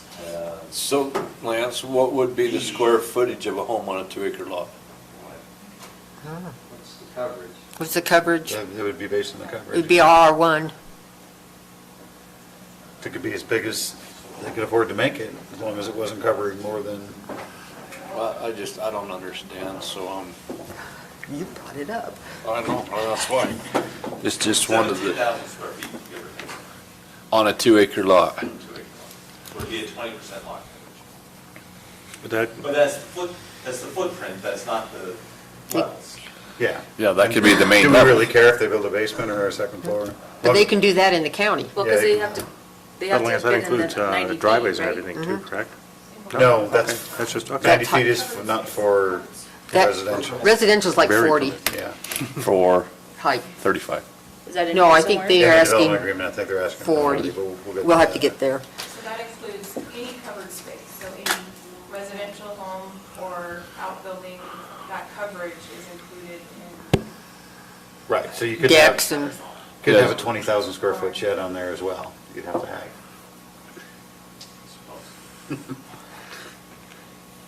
So I think we should mirror it with the county lot coverage, rather than say there's no maximum square footage, because then that kind of competes with our county objective of not, of protecting the person that owns the lot next to it. What do you guys think? okay. That's good. I like, well, it's your idea, so. I don't like it. It's definitely something for the council to review and look at. Yeah. Yeah. Again, we're just making. But we have to make the recommendation making to them, recommendations, but- you know. For whatever my opinion is worth on it, if they had the money to develop, I don't have much to say about it, but they're gonna rely on people coming in and buying it. And you could end up with some really large, I've been up in the colonies in Park City, and I've seen homes up in there, 8,500 square feet per level, which is fine with me if they can afford it. But if it's somehow turned back to the county, you've got a project up there with literally huge homes. And so what do you do with that if they aren't? But I don't finishing think the it can go project? back to the county. Well, what I'm saying back is the county will inherit that if it's, or someone else will within the county. Someone else will, yeah. I've seen a number of I agree on that. private things turn public at some point in time. That's my only precaution. I think the rest of our code also, I mean, again, the problem is not only getting too close to your neighbors, but there's probably fire standards, there's probably safety stuff, there's all kinds of. Yeah, but I mean, again, we're trying to get back to why in the world, why do we even have a standard on that? And I think it's for all of those reasons, so. So just to give you some information from our code, RR1 is 20%, RR5 is 10%, and RR10 is 5% coverage. Okay. That is for maximum coverage for any lot in the district. So how, For every 5 acres. so what we would do, just make a, no, what's the word? Make a recommendation. Yeah, to add that in or something, you know, just as, We just make our recommendation that we feel like 4-2. that they go with county code for coverage on. For lot coverage. For lot Lot coverage. coverage. But that's different based on those zones, so we would have to define it, right? That's my other question, because you're doing like R1, R5, so there's not that type of zoning up there, so then that becomes another area. The size of the lot. What's the breakdown? We could easily put together the breakdown of the minimum lot size and the minimum lot cover, or maximum lot coverage, and just have a chart of. So if they're in this, Lot coverage. in between this, that's this, Yeah. 5 is that. I would be for that. So our recommendation is that staff Put that together. Yep. puts that together, and that would be part of the recommendation. That's our comment on that portion, is that we think it should be based on lot coverage and what staff comes up with and presents. So for Okay. commercial, I think it's different.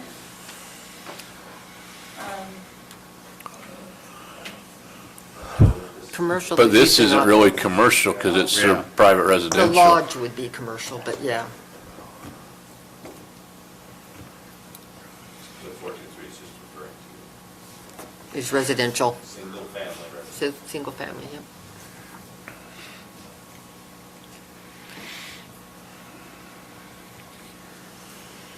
Is that it for 423 then? Yep. 424? Yeah, and I see that the applicant has changed to the maximum of 750, including workforce housing. Okay, yeah. Wait a minute, was that in 423? That was 424. 423 under footnote 1. Right. Okay, so that covered, okay, let me read that. Adds. And in 424, they had the same thing that, well, both of them talk about, I have a question. What's considered a unit? an apartment, It's in maybe the a condo. footnote at the bottom of the page. It says, A building, a portion thereof containing one or more rooms and one kitchen and including areas for living and sleeping designed to be used for human occupancy. Complying with. So I guess that one RDU could you have a dorm with 50 That was my rooms in next it, and question. that's one building, but it has 50 RDUs in it? If it had one bathroom. They said like a One plus two-family, one? they said like a two-family dwelling is 2 RDUs. two, like a duplex. Yeah. So what would so a dorm type would be what? Would it be 50? Or would it be count as one?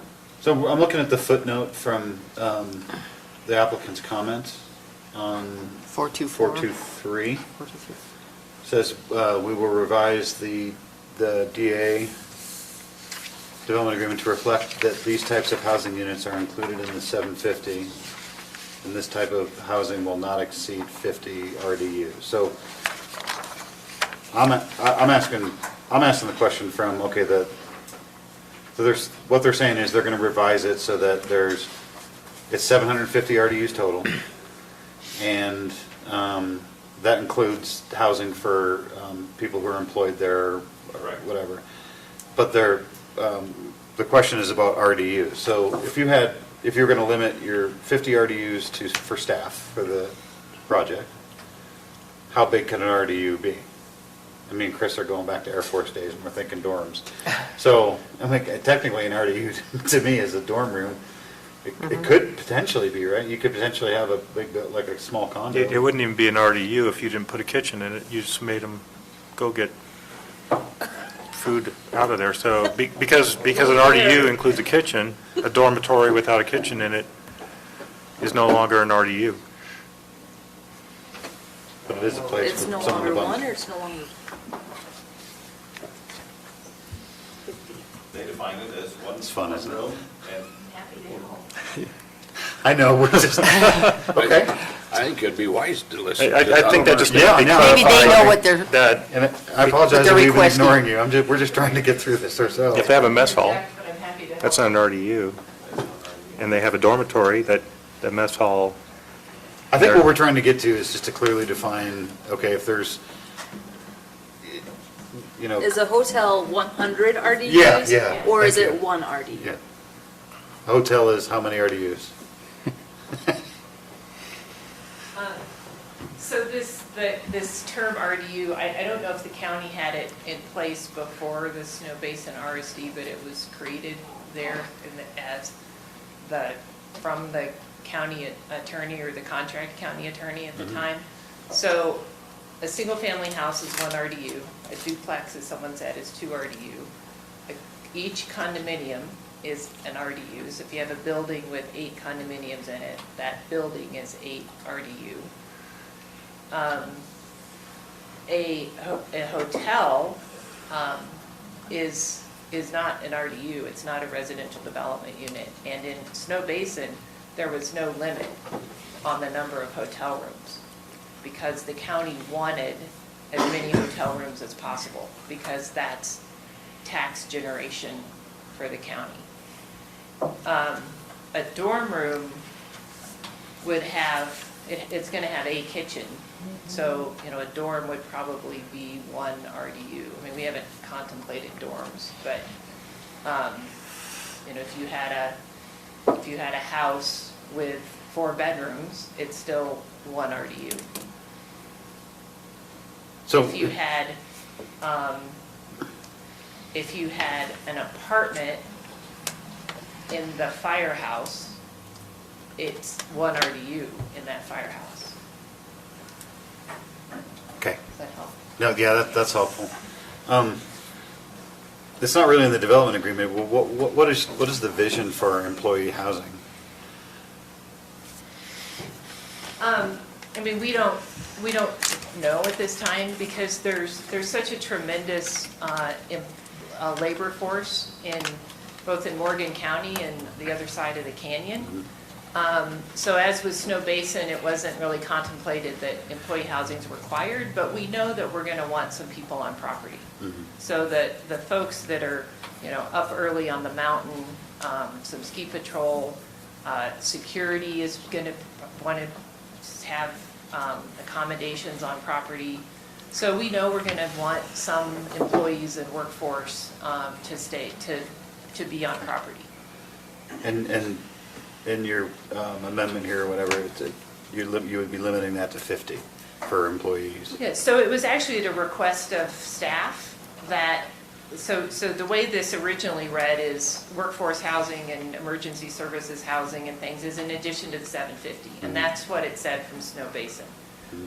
County staff came back and said, we want those units included in your 750, and we've agreed to that. And I understood the request of, and we want to know what percentage of those 750 could be there, because it's going to have a different tax base. And I don't know what the other reasons are, but that's the one that came to my mind of why you would want to know that number and even have a limit on it. So we spent some time talking about it, and we thought, well, you know, 50 is probably more than what we would need, but, so that's why we put a maximum of 50, because we thought you were looking for a maximum number. Okay, I think that's right. I just wanted to clarify. So And just to clarify even a little further, I feel bad for not being clear on this. 750 residential dwelling units has been a big issue for us, And so I wanted to understand what's the workforce housing? And if it's beyond the 750, then they can say that. Let's just get it clarified and we can discuss whether that's okay or not. But we just needed an idea of a number, and I was trying to think of different ways of getting there. But whatever, we just want to know, we want to see what is the workforce housing? If it's only 50 units, however you guys want to handle it. Okay. That's helpful, thank you, appreciate it. So, that finishes up 423 at So it's least. still, the maximum is 750. Now we're on to 424, where we're gonna ask that. Of how they're allocated out. So, Oh, no, I see, No. I'm sorry, Shane, you're right, It's 750. this is where we wanna have this Yeah. discussion, yeah. And they make that recommendation, they're saying a maximum 750. That footnote yeah, on is your going, one here. right. So this discussion you wanna have now, Haley, is the number, right? But that's what they're saying. It's going to be maximum 750, 750, right. including the workforce housing. I don't agree with 750. Okay, Okay. I think 115 units to 750 is a big jump.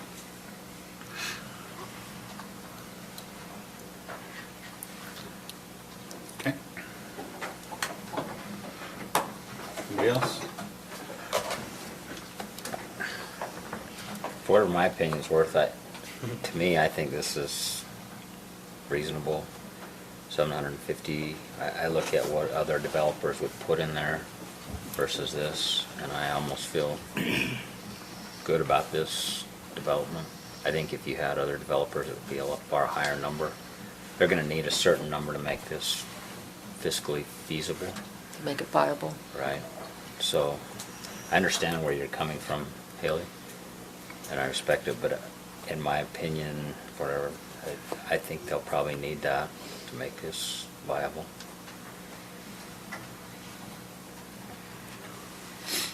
Anybody else?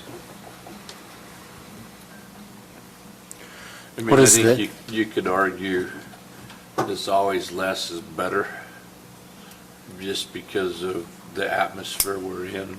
But at the same, I agree with Steve, you have to have a little bit of mass to make the numbers work.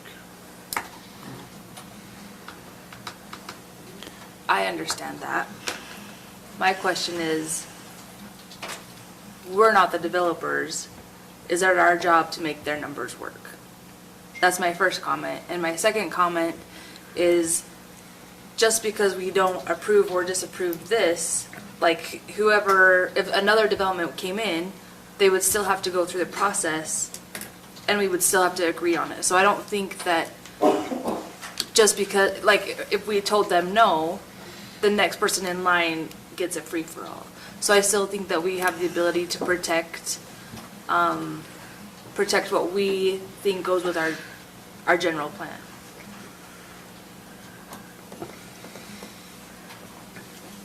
I agree, and our role is to provide comments on this to the county council. So, I guess we could say that the planning commission has, at least one member of the planning commission has Concerns about the concerns number. about the number, unless someone else does. The problem with the number is how do you and I set the limit? I don't know. That is such a vast area up there. Maybe you could put easily 1,500 homes, and we're getting off with a bargain of 750. So I don't know what to do there. I think that's what they're proposing. I don't know. I think it fits in with their coverage and everything they're doing. Maybe it's a way out of it, but that would almost be a decision with the county council On the number. on the number. Because to me, it fits what they're trying to do. I don't know if we could limit that. What difference would a lesser number make? I would say just less impact on the area. What impact, though? Water, like all of the natural resources.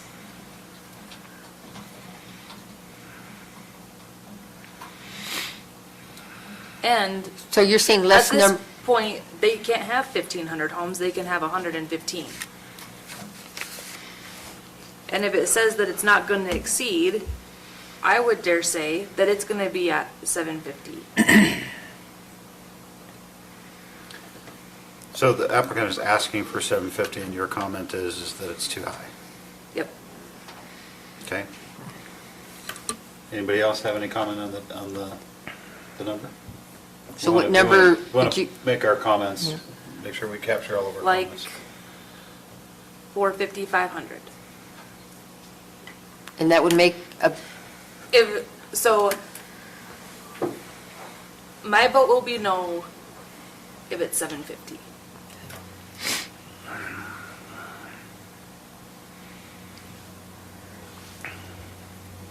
Anybody got any other comments on density? The only thing I would say is, I understand where Haley's coming from, and she makes sense with it. She says that it's not our responsibility to make sure it's successful, which is obviously true.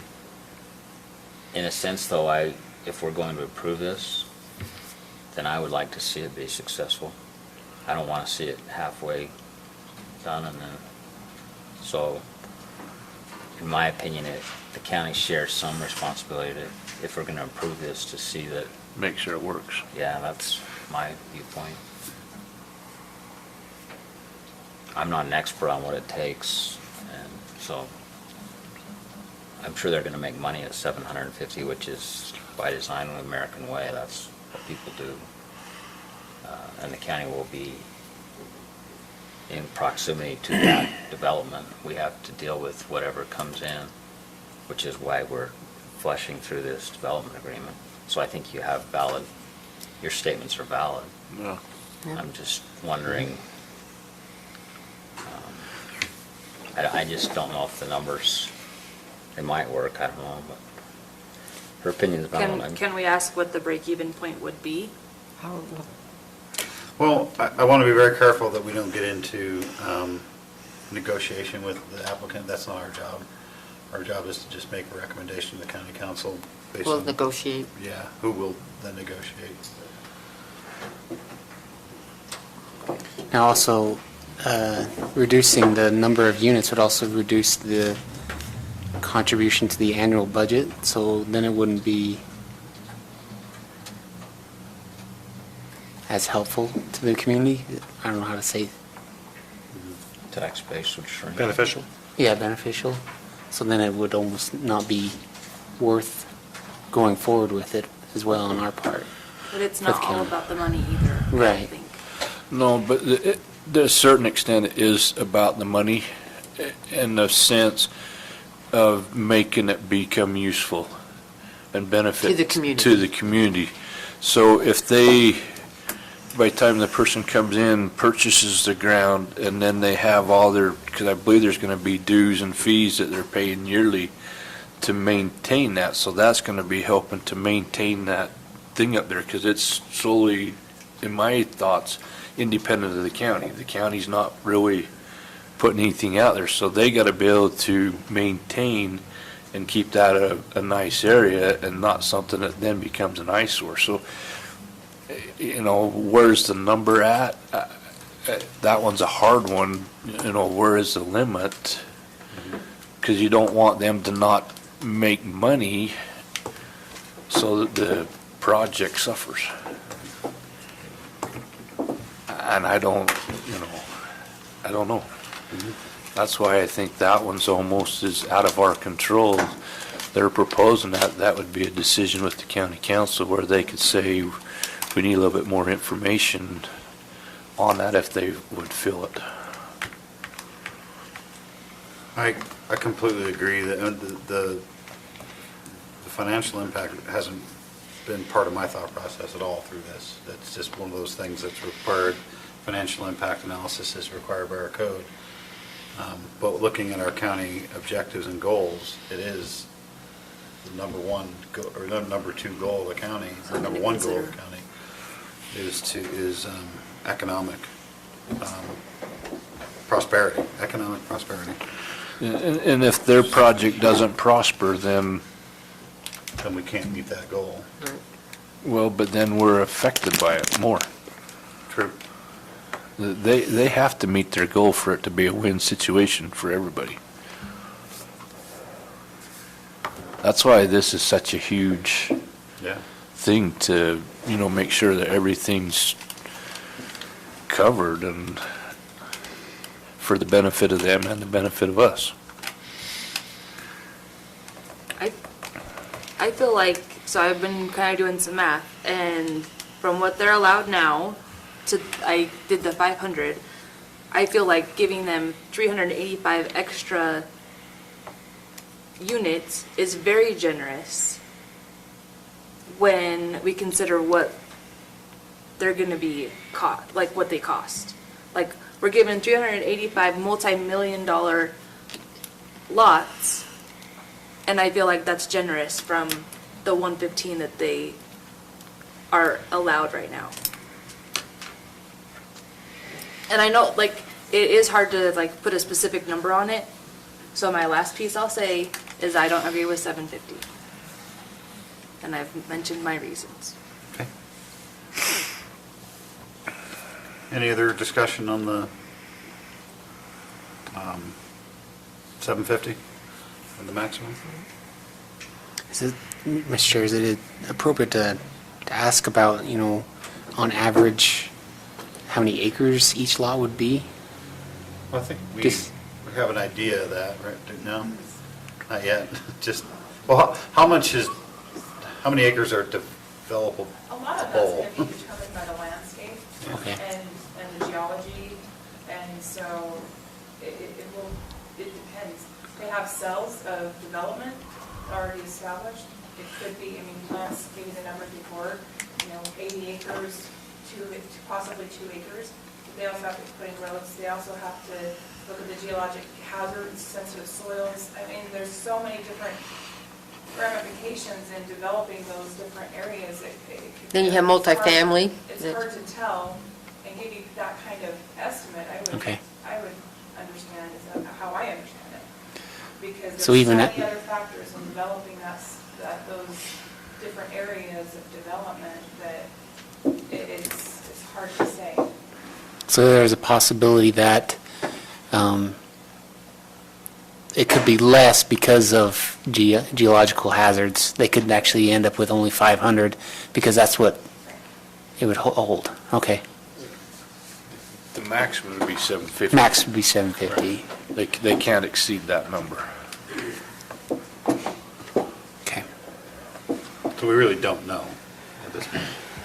We don't know we don't really have any idea of how many homes is even feasible to go in there.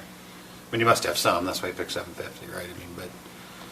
Well, I think they have an idea, but I don't think it's nailed down yet. Right. Yeah, so we've made some estimate, and it's the next topic, because it's 4.2.4. Right. On kind of roughly how many RUs might be in each planning area. But we don't know, we've not done a lotting plan or decided, that. And so we've just kind of looked, those numbers that we have in the planning areas kind of came from what we feel like the attributes of the land would accommodate.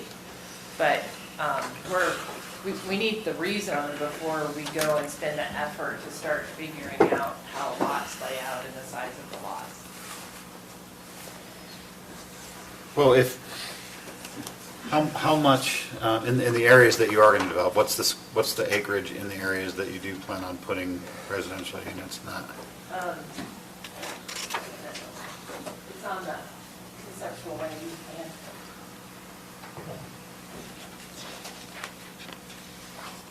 2,834. Sorry, 2,000? 834. 3,000 acres roughly. But there's no way to buildable average. dwelling. No, I There's no know. way to average. You can't average get a totally incorrect conclusion if you do that. But what you're saying is about 3,000 acres would be for In the dwelling development. units. Where the, Yeah, where the, Yeah, so we've said those are kind of the developable areas, but some of those are, as you were saying, like some of them are 5-acre lots and some are 1-acre lots and some might be 20-acre lots or 120-acre lots. But all of that's included within that 2,800 acres. And obviously, you're not developing the All entire 5 acres and the entire 100 acres. So there's a lot of undeveloped land, but that land is not included in the open space number. so the 750 units is involved in that 2,800 number, Correct, is what it is. correct. Somewhere in that 2,800 acres Will would be be a 750. maximum of 750. Leaving how much open space then? Is that, It was like 11,000 From- minus, Yeah, so 8,000 8,000? acres, so it's, well, but then you lose for other things too, right? Because you got your lodge and, the lodge is That was- included No, in that's the development included. area. so all this then is included, because that was one of my Yeah. questions. The only thing that's included in open space, and this is per your ordinance, is recreation. So anything that's like a ski trail is still Open counted in space. the open space number. But anything that is a building, like a lodge, is within that, those planning areas or those development bubbles. So question then, just for me, because when we talk about residential, I think of more of a living place versus a public thing. So I see a lodge as a public and not part of the RDU. Correct. It's not, like if you, let's say the lodge, Earl's Lodge at Snow Basin. So if you had that over here, that doesn't have an RDU in it. It's called a non-residential use. Right, so that's what I mean, so we have 750 RDUs, which is homes, but the lodge is a number beyond the 750. it's a building. It's another building. Yeah, Right. just like a clubhouse for the golf course. Yeah, so that's what I mean, all of those are then is factored into your open space. So those numbers are not in so like the lodge is not part of open The space. The lodge 2,800. is part of the 2,800. Oh, it is? Yeah. So Okay, the 'cause lodge I is part of was- the 2,800, the clubhouse, we have some other allowed uses in there, so we wanted to do restaurants, right? So restaurants are included in that 2,800. Okay, so is there somewhere where that states that a little bit more specific? I haven't seen it. So in there's a permitted use table that describes the uses that are permitted in each of those areas. So planning areas A through G, as well as golf, skiing, other recreation, and open space. So that's where you could kind of get a sense of, oh gosh, there could be a ski lodge in area D, but that's not allowed in area A. And you'll find that on the permitted land use table.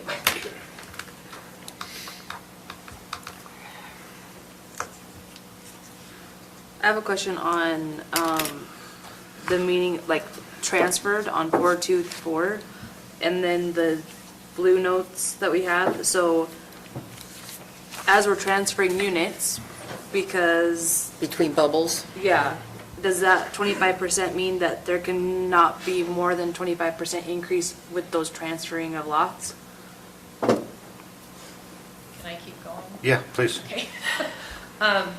So staff we requested that units were transferable between areas. Staff came back and requested that that would not be permittable. And I get that. But when we did the conceptual land use map, we had just kind of assumed there would be some transferability, so we didn't really, we didn't go in and just like, okay, what's the exact number that we want for, area D? So what we are asking as kind of that middle ground is we propose to leave A and B at the number that's in the conceptual land use plan now. Like, it's because those are visually the most sensitive areas to, we saw that at the last meeting, right? So those areas on the north side closer to Mountain Green are the most visible. So it's like, okay, you have a number certain, a maximum number certain on those.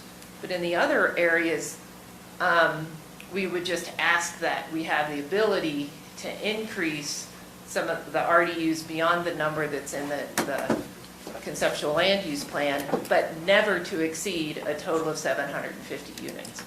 So, whatever number we had in D, maybe we could add 25 units to that, but they've got to come from somewhere else.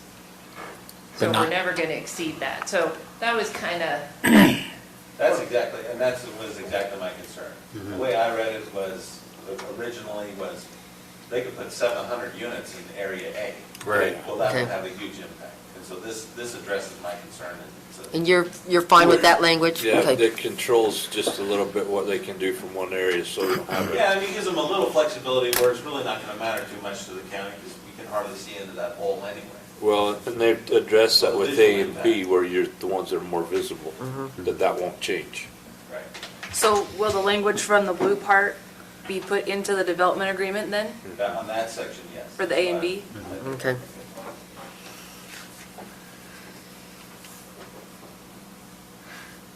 Okay. 425.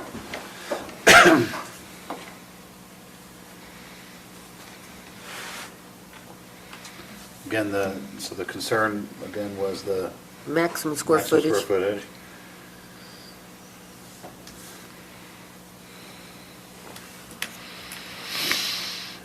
So is that the one that we're gonna No. change to? So this the is about a 100? No, lodge. 423 is where we're This is not residential. total uses. It's like for the lodge. Yeah, and I was a little concerned about if there was no square footage limitation On, On a- on, on non-residential. non-residential uses. But- So what are our non-residential uses? What are the non? Where's the table that? How was many are we mentioned? talking about? Are there, 5 lodges? and- Well, no, I think the lodge, the golf club, so there's things like the lodge, restaurants. If anybody's been, like, over to Promontory, they have kind of this little multi-use building that has a little basketball court in it and a couple bowling alley lanes and a restaurant and a craft room and, a little theater, a little kids camp area, and that's all in one building. And so that's a non-residential use. And, it's the spa, the restaurants. Yeah. What happens when because at the Yellowstone Club, don't they have intermix where there's like the restaurant and stuff like that, but then above is condos connected to it? Correct. Is that the type of lodge that we're talking about? And then we're dealing with residential units again? Or is it just gonna be a lodge, no residences? Yeah, we don't know yet. It's not designed. So if it had condominiums associated with it, then it has the limitations, the height limitation changes. So we've said the lodge is a max of 90, multifamily is a max of 75. And so if we put residential on there, the building actually could get shorter. Just out of curiosity, do you know how big how tall the Yellowstone Club one is? No, Just for some comparison? 7 stories, I believe, it's probably, with roof line. yeah, it's probably 100 feet, 90 feet. I don't know. I'm just guessing at this point.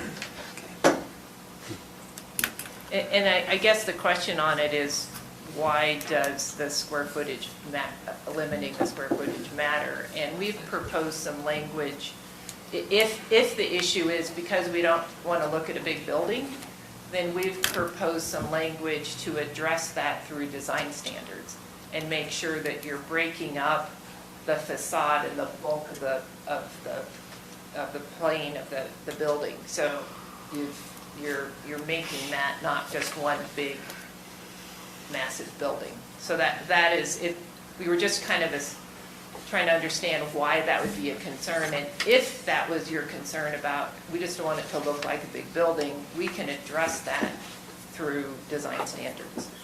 And the language we've proposed is actually what the county had required of Snow Basin.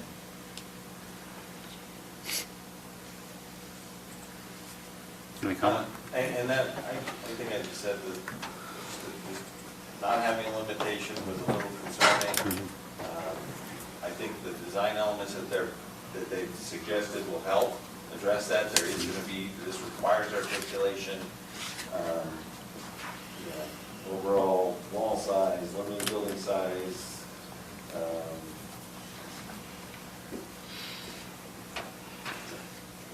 What do you think, Mark? I think this is the direction is good. The devil's in the details on that, and I think it can still be a very large building, but maybe on any structure over a certain square footage, there's a new visual analysis done, and we can see what the proposal looks like. I don't know, but I'm not comfortable with not having anything. Okay. There's so much self-interest involved in this on their part to make this successful, and it's in a hidden area. And I don't, Lance and I have talked about this, fortunately. I don't see the need. Somebody's not going to build a stadium there. It doesn't make sense financially. Design standards are, that whatever they propose is going to come to you guys just like it would any other residential or commercial facility in the county. We don't have a maximum size for a commercial building in this county, square footage.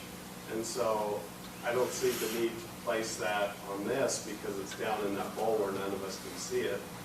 And I don't think it's going to be very big anyway, because with only 750 units, you can't build something too big. And what is too big? I don't know. I mean, I know that currently we don't regulate that in the county. And so I don't feel as insecure about it because it's going to come to you guys for review anyway.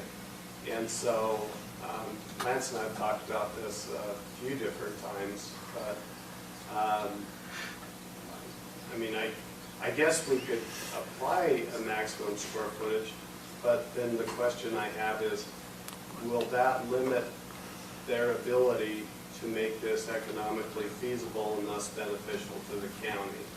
To me, the important aspect is, what does this thing look like? As commissioners, you know that's sort of what your task is the aesthetics and that type of thing, and the overall impact. But I don't see how size, I mean, we could put a maximum size in there, even though we don't in the county for other buildings, commercial buildings, but I don't know why it's needed, because this building, this lodge is going to come to you as a review item in the future. And I do like what we did with Snow Basin. We said if it's big, it's got to have a lot of relief and look good. And you know, I like those standards that we had in our Snow Basin development agreement. Made sense, but there's so much self-interest here that it seems like they've got considerably more risk here than we do on size. I mean, they have to build that thing to the right size to make it work with their 750 units. And if you consider Earl's Lodge or Strawberry or something, Neal's, I should say, you know, you look at those and you say, well, you know, they accommodate thousands and thousands of skiers, and this is just not going to do that. So I don't know. I'm not as concerned about it as Lance, and I think Lance, his main concern is he just doesn't like the unlimited nature of it, right? And to me, and my response to that is, we don't have a limit in the county currently. So, But by, and, oh, go ahead, finish. and let me add to that, Lance is a planner, I'm an engineer, so I think you should weigh his comments more than mine. Oh, I applaud that. Honestly, I mean, I'm an engineer. I think what Wasatch Peaks is proposing gets at my concern, that the overall massing, and there will be some articulation there. I think it can be refined a little bit, but that's the right direction to go. Because with you crossing out that language doesn't change, doesn't place a limit on it anyways. If you had that struck out without any maximum, if that wasn't there, there wouldn't be a maximum. Right. Yeah, I was trying to, just raise the issue. I didn't- Okay.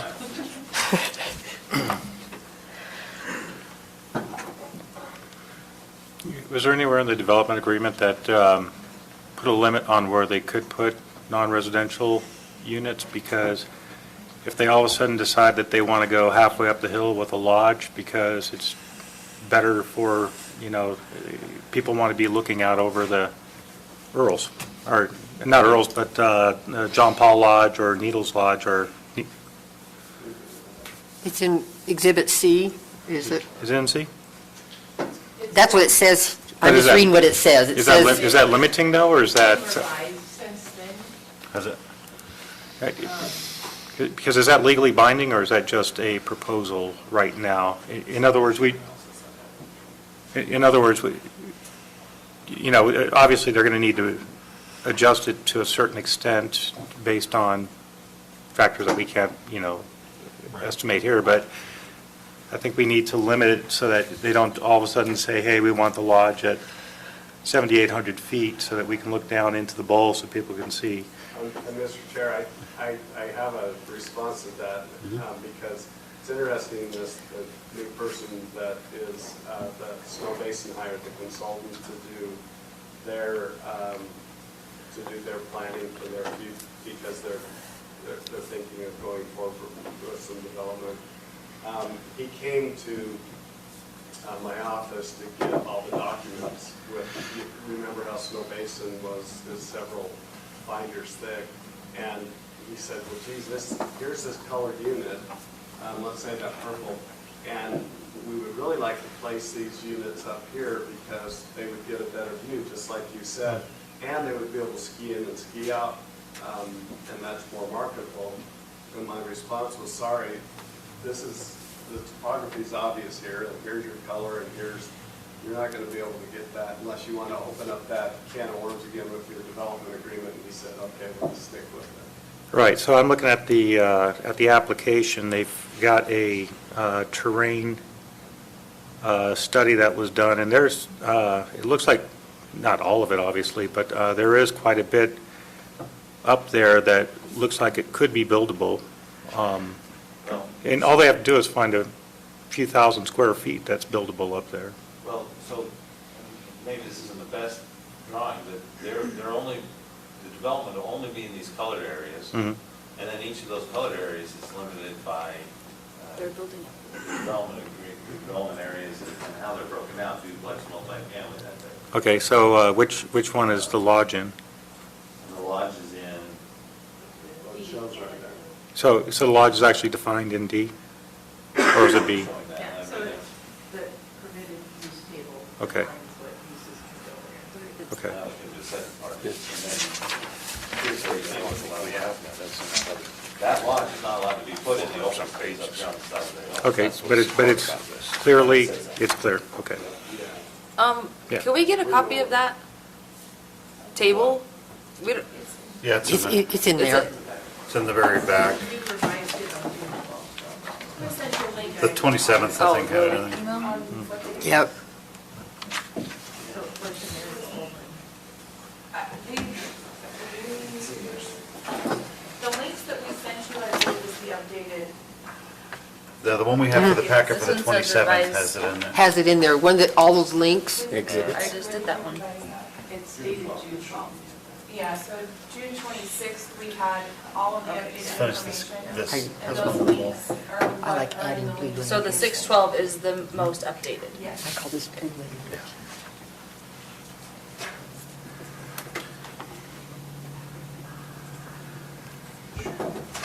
Hey, Lance, just to finish up the thought here on 4.3, 5? No, 4.2. sorry. Yeah, 425. 4.25. I was getting ahead of myself. 4.25, if we strike without any maximum square footage limitations, then your previous amendment, or previous change, that in lieu of, wherever it's silent, then county code takes over, would that address it? No, Or add that blue language in. County code. we need to add new language in, Okay, so I would, so add the blue? Add blue, Okay. as suggested in today's report. okay.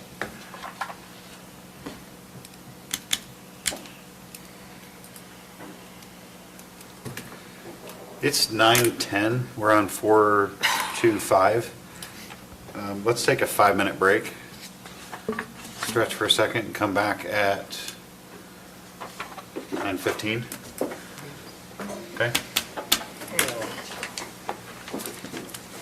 Pick up with 4.26. What's the goal to get to through tonight? Like till 10 or get through? You still have to finish your agenda. You can't do the motions after 10, right? No new business can be discussed after 10. That was really. That's up to you guys to, I suggest you make a motion and we'll vote on it.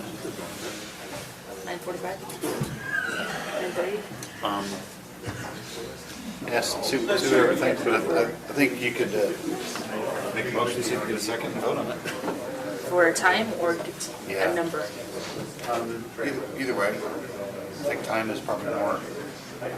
9:45 or through number 4, whichever is first. Who was in charge of dinner? Who was in charge of bringing dinner? Gina. As long as it's short, temporary. That's not a problem.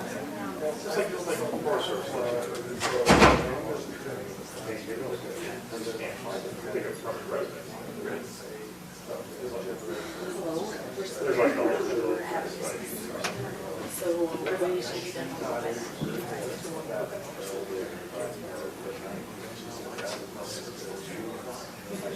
Did you get hay for Sydney? Oh, I got lots to say about that. From everything? You haven't ever been home at all?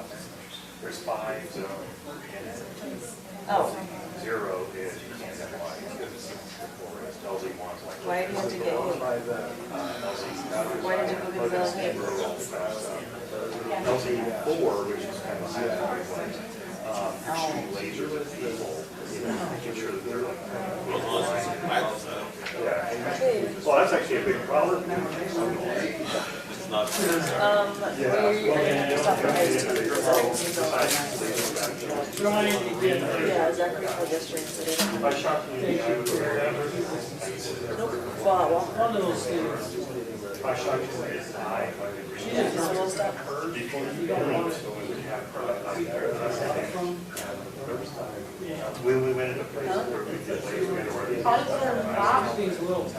so they're like, which ones do you want? And we're like, we don't wear those. And then we also need to stop up and figure out you guys some money, because they can really need more. So like, if you got them, they were more back at, everybody wants the green ones, the red ones, at least in the eyes. Stop it, you don't want to.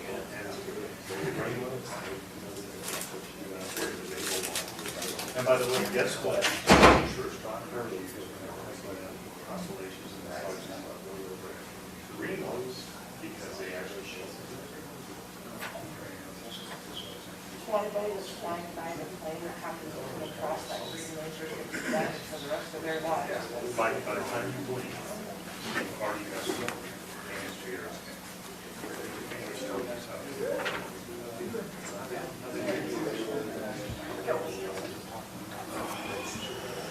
Round 2. Round 2.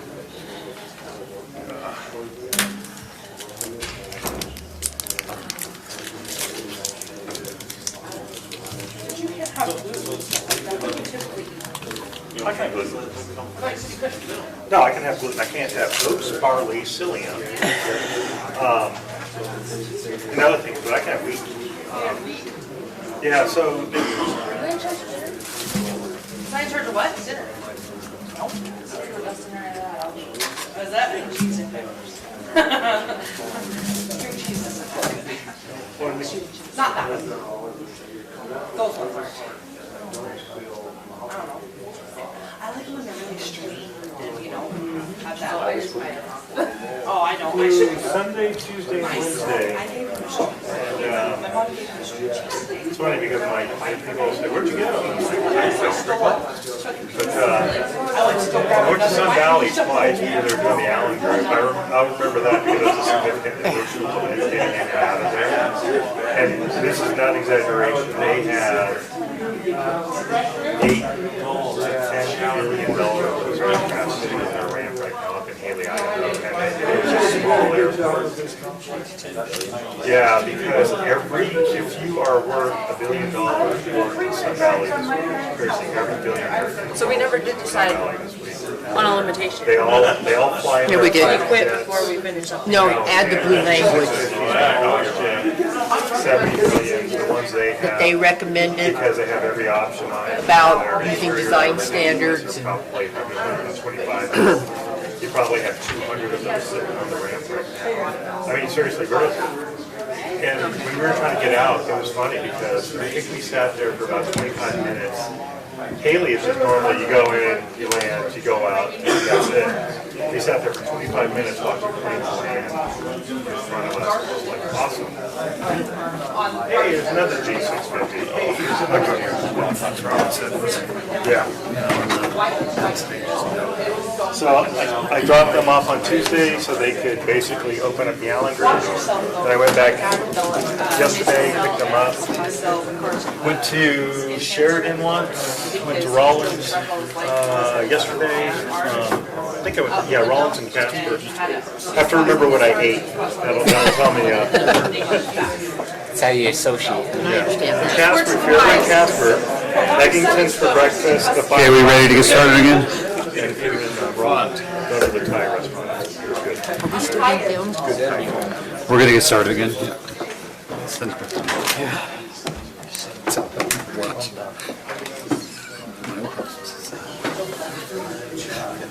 Yeah, you're right. That's what his watch just said. Time for bed. 9:45 or 4, through 4, whatever comes first.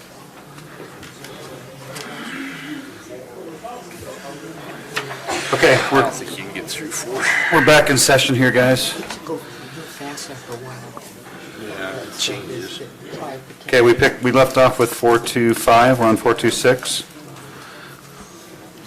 Mr. Chairman, Yes. I move that we fix the time to which to adjourn at 9:45 or after we get through number 4, whichever comes first. Okay. There's a motion, do we have a second on the motion? I'll second it. Okay, have a second, any discussion on that? We're set to leave at 10 o'clock anyway, right? Well, I think our bylaws say no new. We could vote. We can, can't vote after 10, so. Well, a lot of, I would just set the time, well, Speak. to 9:45 as far as we can get. I don't want to just quit at 4, but go to the 9:45. There's some of this that'll go pretty fast. We're talking about the service districts and that. Okay, so do you want to amend your motion? I move to amend the motion and strike out, Do section or 4. until we get through section 4, so that the motion would state that we adjourn at 9:45. And that's Adjourn or adjourning finish. Or at finish this 9:45. discussion. Okay, Finish this agenda. so since you made it, your motion is that we finish at 9:45, as far as we can get. Finish what? Get as far as we can get 9:45 on this discussion topic. And then adjourn? Well, we have other things on our agenda as well. We have to go through. Minutes. Yes, Yeah. yes. Okay, so she clarified the motion to say we're going to She wants to go We're to done 9, talking about this at 9:45. done talking about this topic Until- until 9:45. And Shane seconded it. Any further discussion on that motion? No? All those in favor? Aye. Aye. Okay. Motion passes. My next question is, at 9:45, do we postpone this again? Just continue it. You want to vote on it at 9:45? Well, no. We just can leave it, Well, we got some time to get to, so how about we Okay. discuss it as we get closer to that? Okay, 5? No, I'm off again, We're sorry. on- 2.5. We're on 6. 426. 426. 426. See, I'm trying to get ahead of myself. 426. Anything on that one? So, going back to what Chris was talking about, Exhibit C was that map we just looked at, correct? Is that wrong? No? What's Exhibit C? Oh, it is the map. So 426 says the concept land use plan and Exhibit C can be modified by mutual agreement from time to time. So that means the development agreement's got to open back up and be negotiated, right? Okay, so that's, okay. Anybody got any questions on that? At what points would that happen? During concept or? At any time? Anytime, shop. Just if there was a significant change in something they needed edited, I don't know what it would be. So just like Mark was saying with Snow Basin, if they said, hey, what if we try to do this? Well, that would be a change to the development agreement. They'd have to renegotiate the whole thing. Okay. Well, potentially the whole thing. Okay, 4.3. Allowed uses. Back to Exhibit C. That's the table of permitted, conditional accessory and prohibited uses. Is it C or is it F? Exhibit C of the development agreement, Right, not of the application. which the staff report might be exhibit. So is this the use table? Yeah. Okay, so let's pull up the use table real quick.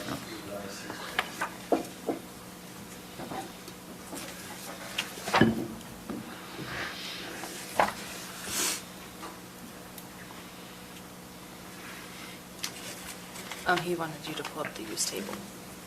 Oh, Right? yeah, Exhibit C, yeah, whatever that is.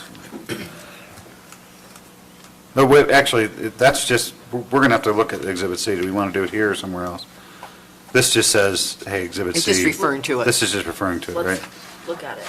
You want to do This it is now? the first and place not that it later? talks about Exhibit C. Okay.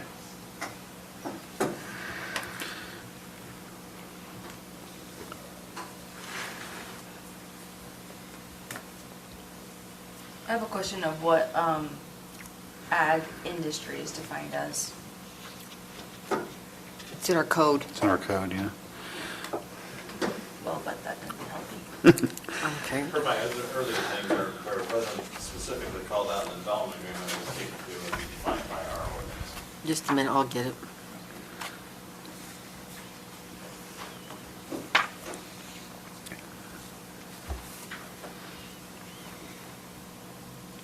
Ag industry, in parentheses, agricultural business includes, but is not limited to, animal feed yards, the raising of fur-bearing animals, commercial poultry and egg production, commercial greenhouse, houses and similar But you're right. uses as determined by planning commission. That's ag industry. That part of your business model, the mink farming? Permitted in open space, a commercial greenhouse, if we could, the heritage is the agricultural community here. If we did a greenhouse for us to grow some vegetables to be used on site, obviously we wouldn't be selling them to the public because there would be an access issue. But that, if they're not selling them to the public, would that be considered commercial? Yeah, Or it would because of the size? it's the use. Okay. So Agriculture is permitted in all zones. Did we skip through so accessory buildings, all that's permitted in every zone or area? Any questions on that? Agricultural is not permitted in the skiing infrastructure? Permitted everywhere else? I don't understand really the difference between the first and the second accessory building. And here's this customer Permitted, to conditional accessory use. to a permitted use, and accessory to a conditional. One's permitted, one's conditional. Yeah, one's conditional. Yeah, so restaurant, That one doesn't an really outbuilding from a apply. restaurant versus a shed for a house? It's your code. Yeah, Well, but both of those go back to the development agreement, Yeah. right? Because, I mean, it's a conditional or permitted use, whatever the development agreement does. Well, whatever this table allows. And that's in our code. Is there a need to have both of those in there? Because if we They're approve just it, following our ordinance. Yeah, That's what our this is code, ours. that's That's what our code says, and so they've outlined all the uses in our code. in our use. But there Right. can be no conditional use put on this once the development agreement's done. No, there's No. conditional use permits for any commercial. Even on, with a the, development agreement. with the development agreement, we can? Yeah, just like, I mean, the development agreement is just Is kind of, referring to this table. yeah, we still have to go through subdivision process. They'd still have to come in for Conditional use CUP. permits.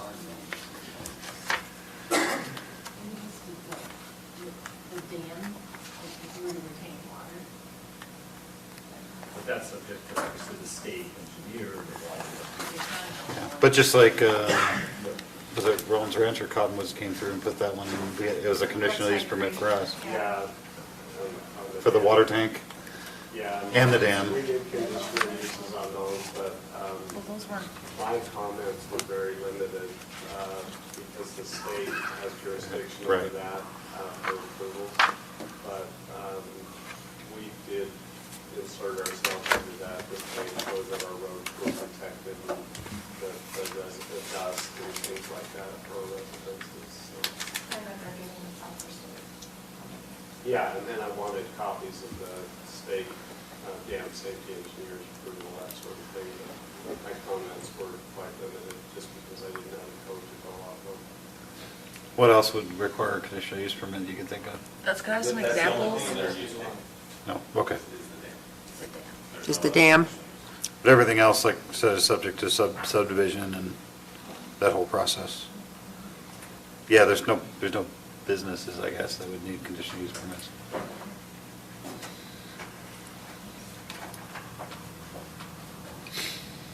No home occupation businesses. Sorry, it's getting late. Dance studios? No. Or dance studio.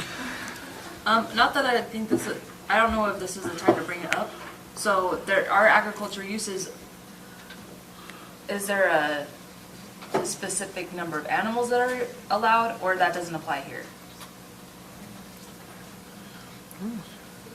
It doesn't apply Okay. anywhere in the county. What'd you say? Only residential zones. Right. And because That's it's- family food production, yeah, Okay.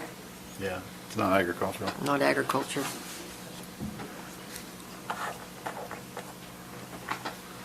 So before we dig into this entire Well, table, Lance, is just our code represented in the development agreement. so if family food production is included in the table, But we would have to go back and amend, if we wanted to make any comments on this, we would be amending our own ordinance for this well, I thought we zone. already have number of animal restrictions. You're adopting a land use table for this particular mixed-use development. So they base their table upon our existing code and permitted a conditional use table. Right, so we could But comment. what's permitted in their areas and so forth is specific to this table. So we have flexibility in modifying it, or. This doesn't have to follow what we have. They just did it for ease of making it.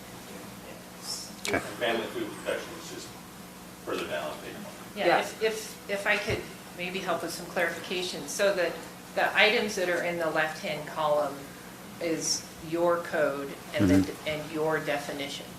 So if you have a definition for number of animals, then that applies. We're not changing your definition of your land use. What we've done then is say we've taken that use and said, gosh, is that use appropriate or desired at Wasatch Peaks Ranch or not?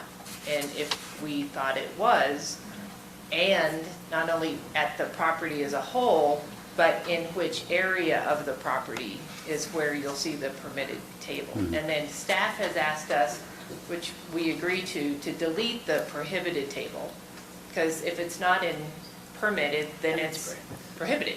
So it's kind of a redundancy. So we'll get rid of the X's. 4 pages of the, decrease that by 4 pages. And so if it was something that's important, so the only difference, and maybe this would be helpful to focus on, is, I think it's on your page 7 of this, where it says other permitted uses. And these were uses that were not specifically defined in your current code, but are important to this property.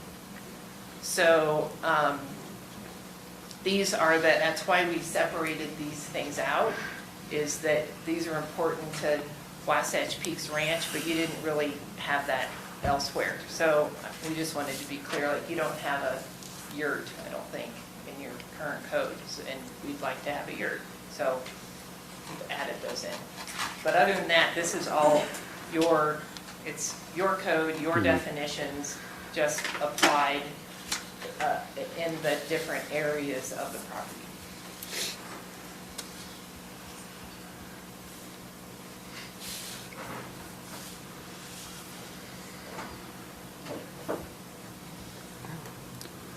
Okay, then I still have a question about family food production. Okay. So, beef, I would consider family food production. Not for own personal use, Not a herd. not a herd, no, that's agriculture.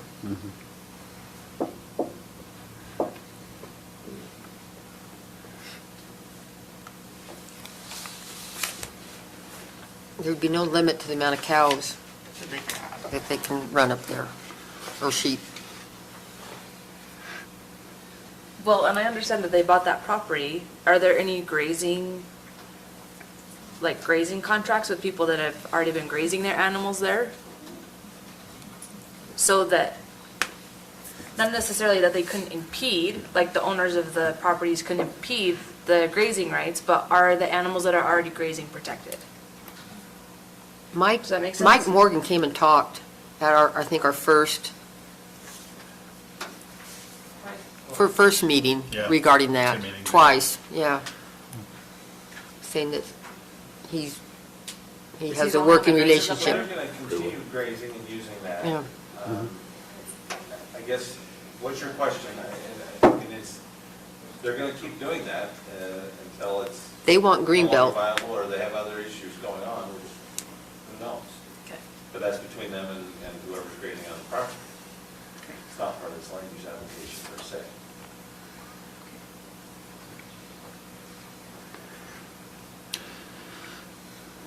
So for 431, I've gone through the table. Has anybody made any notes or have any questions or anything on the table they want to discuss?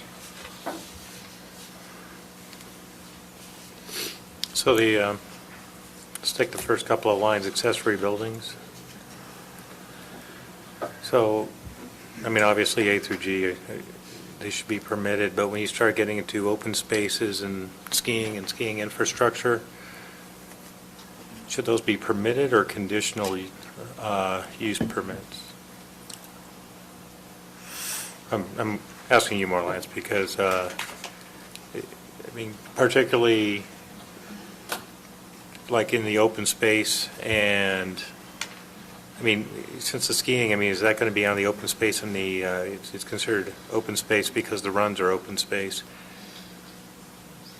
So again, you're building up the hill. Should it be conditional use permits, or should it be just flat out permitted? Well, it still has to go through the permitting process, right? I mean, building code and all that. Sure. Well, but like a ski run doesn't have, it's not a permit yet. Right. But like grooming equipment, if you're going to put in an accessory building to take care of the grooming equipment. The snow cap? Right. Yep. And it's going to be up the hill because it's easier to, run the groomers at that time, or you're going to be only running the top half of the mountain after February or something like that, then should that be just permitted, or should? Because it's a development agreement and it gets into that level of detail, I mean, obviously, it's whatever you guys think. I don't know that there's going to be a significant enough impact for those type of uses. It's going to be to their benefit to have those centralized, so I didn't think that they would have different buildings at different locations, so. And if I can, an example would be, there's a chairlift, and there's a building at the top of the chairlift. Mhm. That building has to happen, or you can't have a ski Right. area. Right. So that's why these are called specifically accessory buildings, because they're accessory to the use and are required to make the use work. Okay. But if it's, you could also say that to make the use work, we're going to have the snow cats and other grooming equipment up there, moving rocks, moving shrubs and stuff like that. So now those are up at the top of the hill instead of at a centralized location. It probably is more of a definition if we can get it. But those are, so this is of buildings, so we Right. could certainly station snow cats halfway up the mountain so that when it's time to groom, Right. you don't have to travel as far to do that. So I don't think that there's like if we don't have certainty that we can do all the functions of that element, then, if you have to come back and say, can we have permission to build a lift terminal building next to the lift, then I don't think that this works. Right, well, but I mean, if you put it in, part of the conditions that, above a certain altitude or whatever, your buildings can only be this size. How big is is a lift building at the top of a mountain? A couple hundred square feet maximum. But below that, then it's basically just a rubber stamp. But still, again, it's like trying to protect the county from the creep of definitions. 20 years from now, I doubt any one of us is going to be sitting in this chair. And so it's going to have to get back. Are you saying Debbie? Debbie's still going to be here. But if we don't have definitions on it right now, then it's going to be left for the people sitting here to wonder what exactly we were meaning by an accessory building, or what accessory buildings and uses customarily incidental to permitted uses. Well, skiing's permitted use, and there's a lot of accessory buildings. A pro shop is an accessory building because every ski No, it's resort I've ever retail. been to. Yeah. That would be retail and not accessory Yeah. to skiing. But a ski patrol building, which is typically at the top of the mountain, Mhm. is a required use to make the ski area feasible. Sure, and a CUP wouldn't stop you from putting in a ski patrol building or at the top of the lift building or anything like that. But what it would do is it would protect the county from, if you wanted to somehow read, not you in particular, but 20 years from now, and people start to read these things and say, oh, look, I can do an accessory building. And I would like to get at that, I think I hear what you're saying, and it's a concern but the amount of details and elements that we have to add in here to address all these possible things that may or may not happen, accessory is definitely supplemental. Utah State Code and a lot of the legal cases are getting away from conditional use permits, as, don't do them, because just set your standards. So accessory dwelling, it would be, I'd prefer to put, we have to address something, accessory buildings in open space, must be, set 4 or 5 criteria that could say that would, must be an accessory use, well, that's already in there, but it must be limited in size and height in a way. Right. Or something like that. I think we just need some But it gets definition. very- I just think we need a better definition for what an accessory building is, because I think that's just so vague, it can be taken in too many ways. And like I said, 20 years from now, at the build-out point of this, I doubt any one of us, including Debbie, is going to be sitting here. Okay, so staff's gonna look into that, take a note for that one, just to look into it. Okay, where were we?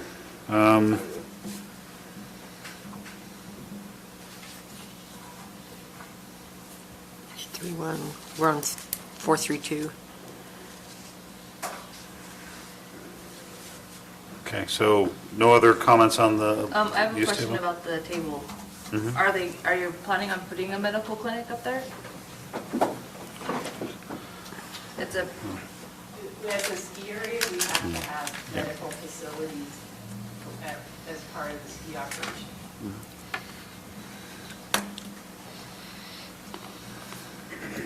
does the word clinic define a size versus a hospital that we've seen in other tables? I think so, I think it's, Not a hospital. I think it's a common. Just curious.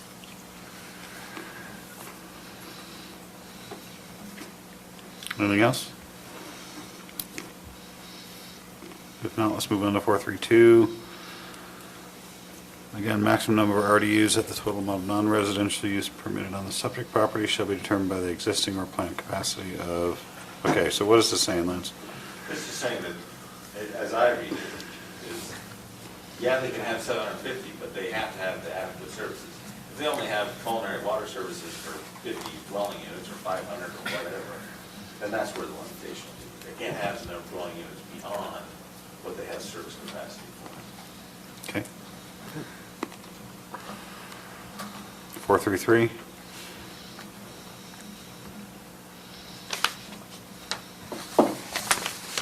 Anything comments on that? 434.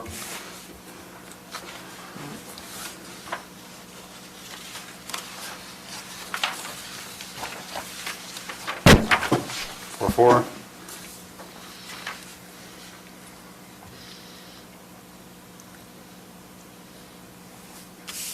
Yeah, this just says they have to comply with our building permits, right? Yep. Your rating change there. We're a little concerned that we don't want them to meet the standards at the time that it's issued, we want them to meet the standards. It's Right. a little bit nuanced, but Okay. when they submit it, that's where they have to start meeting the standards. I mean, obviously, they meet them when it's issued as well. I don't know. That's correct. Okay. 4-5. So,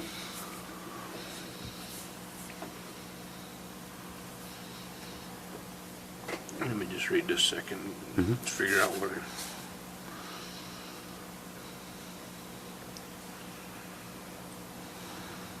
So, I know that we have no control over economics and what happens, So, just help me with this where it says the overall phasing for the project may be modified based on market conditions and other economic factors. I'm struggling with that because there's no control. That, depending on what the market does, what the economy is gonna dictate what happens with this project, I would think. That's what Maybe. it says. Yeah, so we covered with it? I mean, that's what I'm trying to understand. Yeah, I think so. Okay. Yeah, that's I think that's what it says. essentially what it says, is to protect us from that. We're not, yeah, there's some flexibility in the phasing sequence. So this whole section 4.5 is really just outlining our own code, right? That, hey, concept has to identify these things.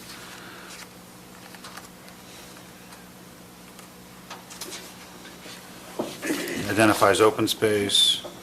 And then 4.5.4 is where there's some questions. And this is kind of where we need Mark brought in, Yeah. 2 points of access. whether the second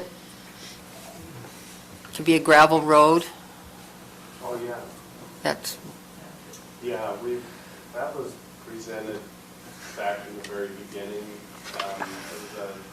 So the fire code, the International Fire Code, says an all-weather surface, and the gravel road's been determined to be that, as long as it has to be engineered for the base soil, it has to be graded and properly drained, just like a regular roadway, and then the gravel surface has to be engineered for the loading of our most heavy emergency vehicle equipment.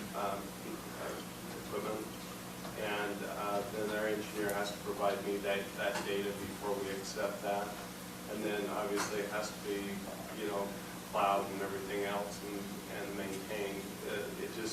So the emergency access can be a gravel road, but it just has to, function as a good road versus what you'll drive in, how you drive around the mountain sometimes and the drainage doesn't work, and this has to have positive drainage off the road, has to have side swells, all that sort of thing. So we'll be looking at we're requiring a good engineer to set the drawings for that, because we can't improve anything other than that, including curbs, vertical slopes, all that stuff. We told them that probably a year and a half ago, that we wouldn't accept an emergency access that didn't meet all of the AASHTO standards of travel, so that the slopes aren't too steep, and that, you can't exceed the maximum 12% for so many feet, and then there has to be relief, there has to be the ability to turn around at locations, the radius, you've got to build this, have sight distance and all that stuff, so. and when should that be completed? At what stage? The applicant has requested for it to be completed, the second access, well, the first access has to be, the second access will have to be completed either after the 20th CO for a single family or a C of O for the lodge. So they'd have 20 homes built or the lodge built before the second access would have to be completed. So are we happy with the blue? Is the engineer happy or planner happy? Yeah, we meaning you guys. On that, I think it sounds reasonable, but I think it's more of a fire safety issue than anything, don't you? It seems like those guys are gonna be the ones that need to get their vehicles into and out of there. And I'll make sure the road's designed properly, but as far as the health, safety, and welfare, I think that the emergency officials that are gonna have to fight the fires or get up there for other emergencies should weigh in on that. And obviously, they'll be making a recommendation, and then the recommendation, you guys make a recommendation based on that, and then, so I don't have an answer. I could make a recommendation to you, but I don't think it's appropriate that I determine that, just because it's not in the engineering field. All I did was in the very beginning tell them that was going to be required. Powder Mountain, the Summit Group, and Weaver County, gave them millions of dollars to build that road because they wanted the economic benefit from it. And it's working. Their property values have gone up, $100 and some odd million already. But it's a big, long, dead-end road, and that's what I did not want to see here. And so I insisted from the beginning with this group, as we first first started to talk that we have a secondary emergency access. And so exactly when that occurs, I think might be better determined by, I don't, you know, I'm not sure that we need it before people are living there, but I do think that we, you know, we need it.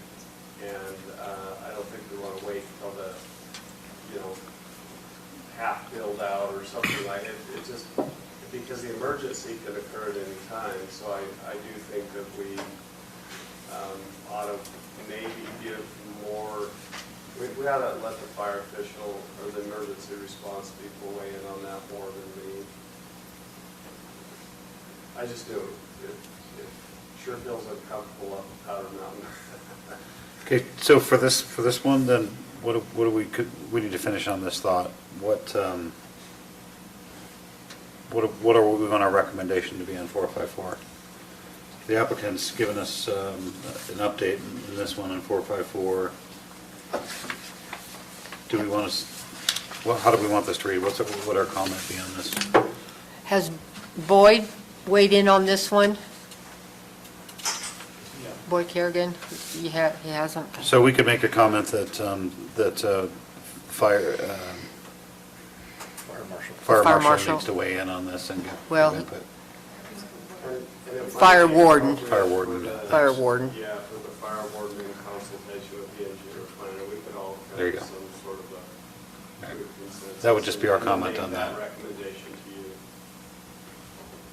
whether you accept it or not. Okay. Well, based on our discussion tonight, our recommendation would be what you said to add that.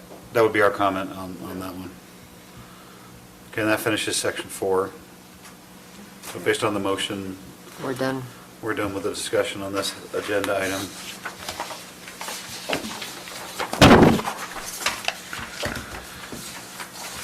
Maybe we should go pretty fast, though.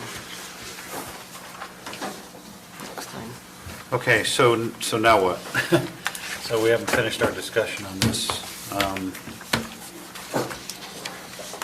This is up to you guys to make a motion. Do you want to continue this discussion in our next meeting, make a motion to do that?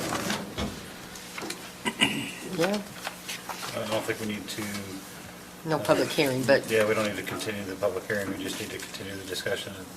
Well, the public hearing's over, right? 'Cause Yeah. you- We did a continuation last time, so, because we had a couple folks that were here, so this was a continuation.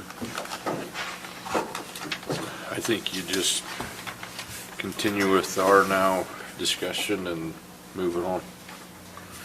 Okay, who wants to make a motion on that? I make a motion that we continue our discussion as a planning commission at our next meeting with no public comment or public hearing now. That works. Second. So we have a motion and a second, all those in favor? Aye. Okay, we're going to continue this discussion next meeting. Pick it up on item, on section 5.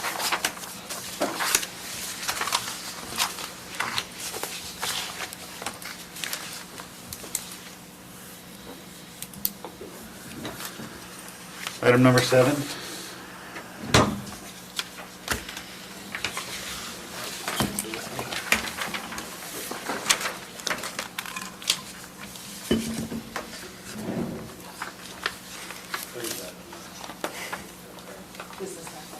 Yeah, sorry, business I just want to make sure definition. everybody's going to be able to hear the 25th, since that's the 24th holiday, and that we'll have a forum. I won't be here. you need to move. I know.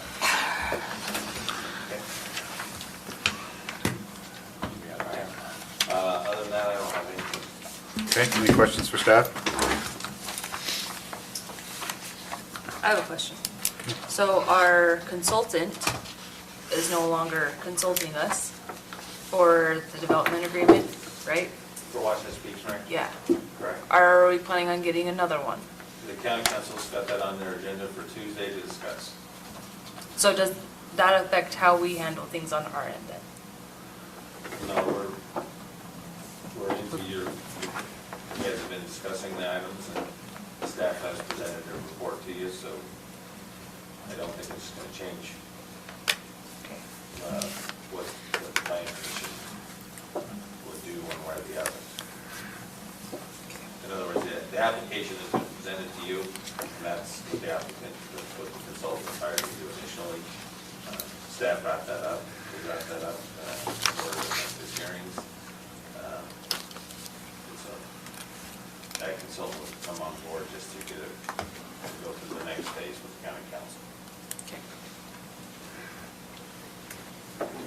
Okay, any other questions? Okay, has everybody submitted their, any changes for the minutes for June 27th? Yeah, I did. Everybody's, Okay, so you've had changes already? yeah. I Any- move we approve the minutes. Okay. Second. Motion and a second. All those in favor? Aye. I can't vote. Right. I abstain. Me also. 2 abstain. Yes. Okay. So moved. Motion, second. Second. All those in favor? Aye. You didn't read the minutes. I read every document that was sent to me. Seriously, from page, you know how much reading that is? Yeah, that's the majority. On top of it, I had simulators. So, and I know we're that not in is session, but directly planning from the commission, fire we've only got 4 more things on that plan, on that I'm a bad person. development agreement, so let's do our homework. I will go through it. A lot of it's the fire service district stuff that's. Yeah, I still there's have not a whole lot left for. I still have a few concerns I'll list out and give you. Yeah, no problem. To be addressed. Give it, Just make sure my send it to us. I'll get it to him before, but I have a. Oh, yeah. Thanks. That's how I make I it. had something to contribute. That's the shotgun shells. Yeah.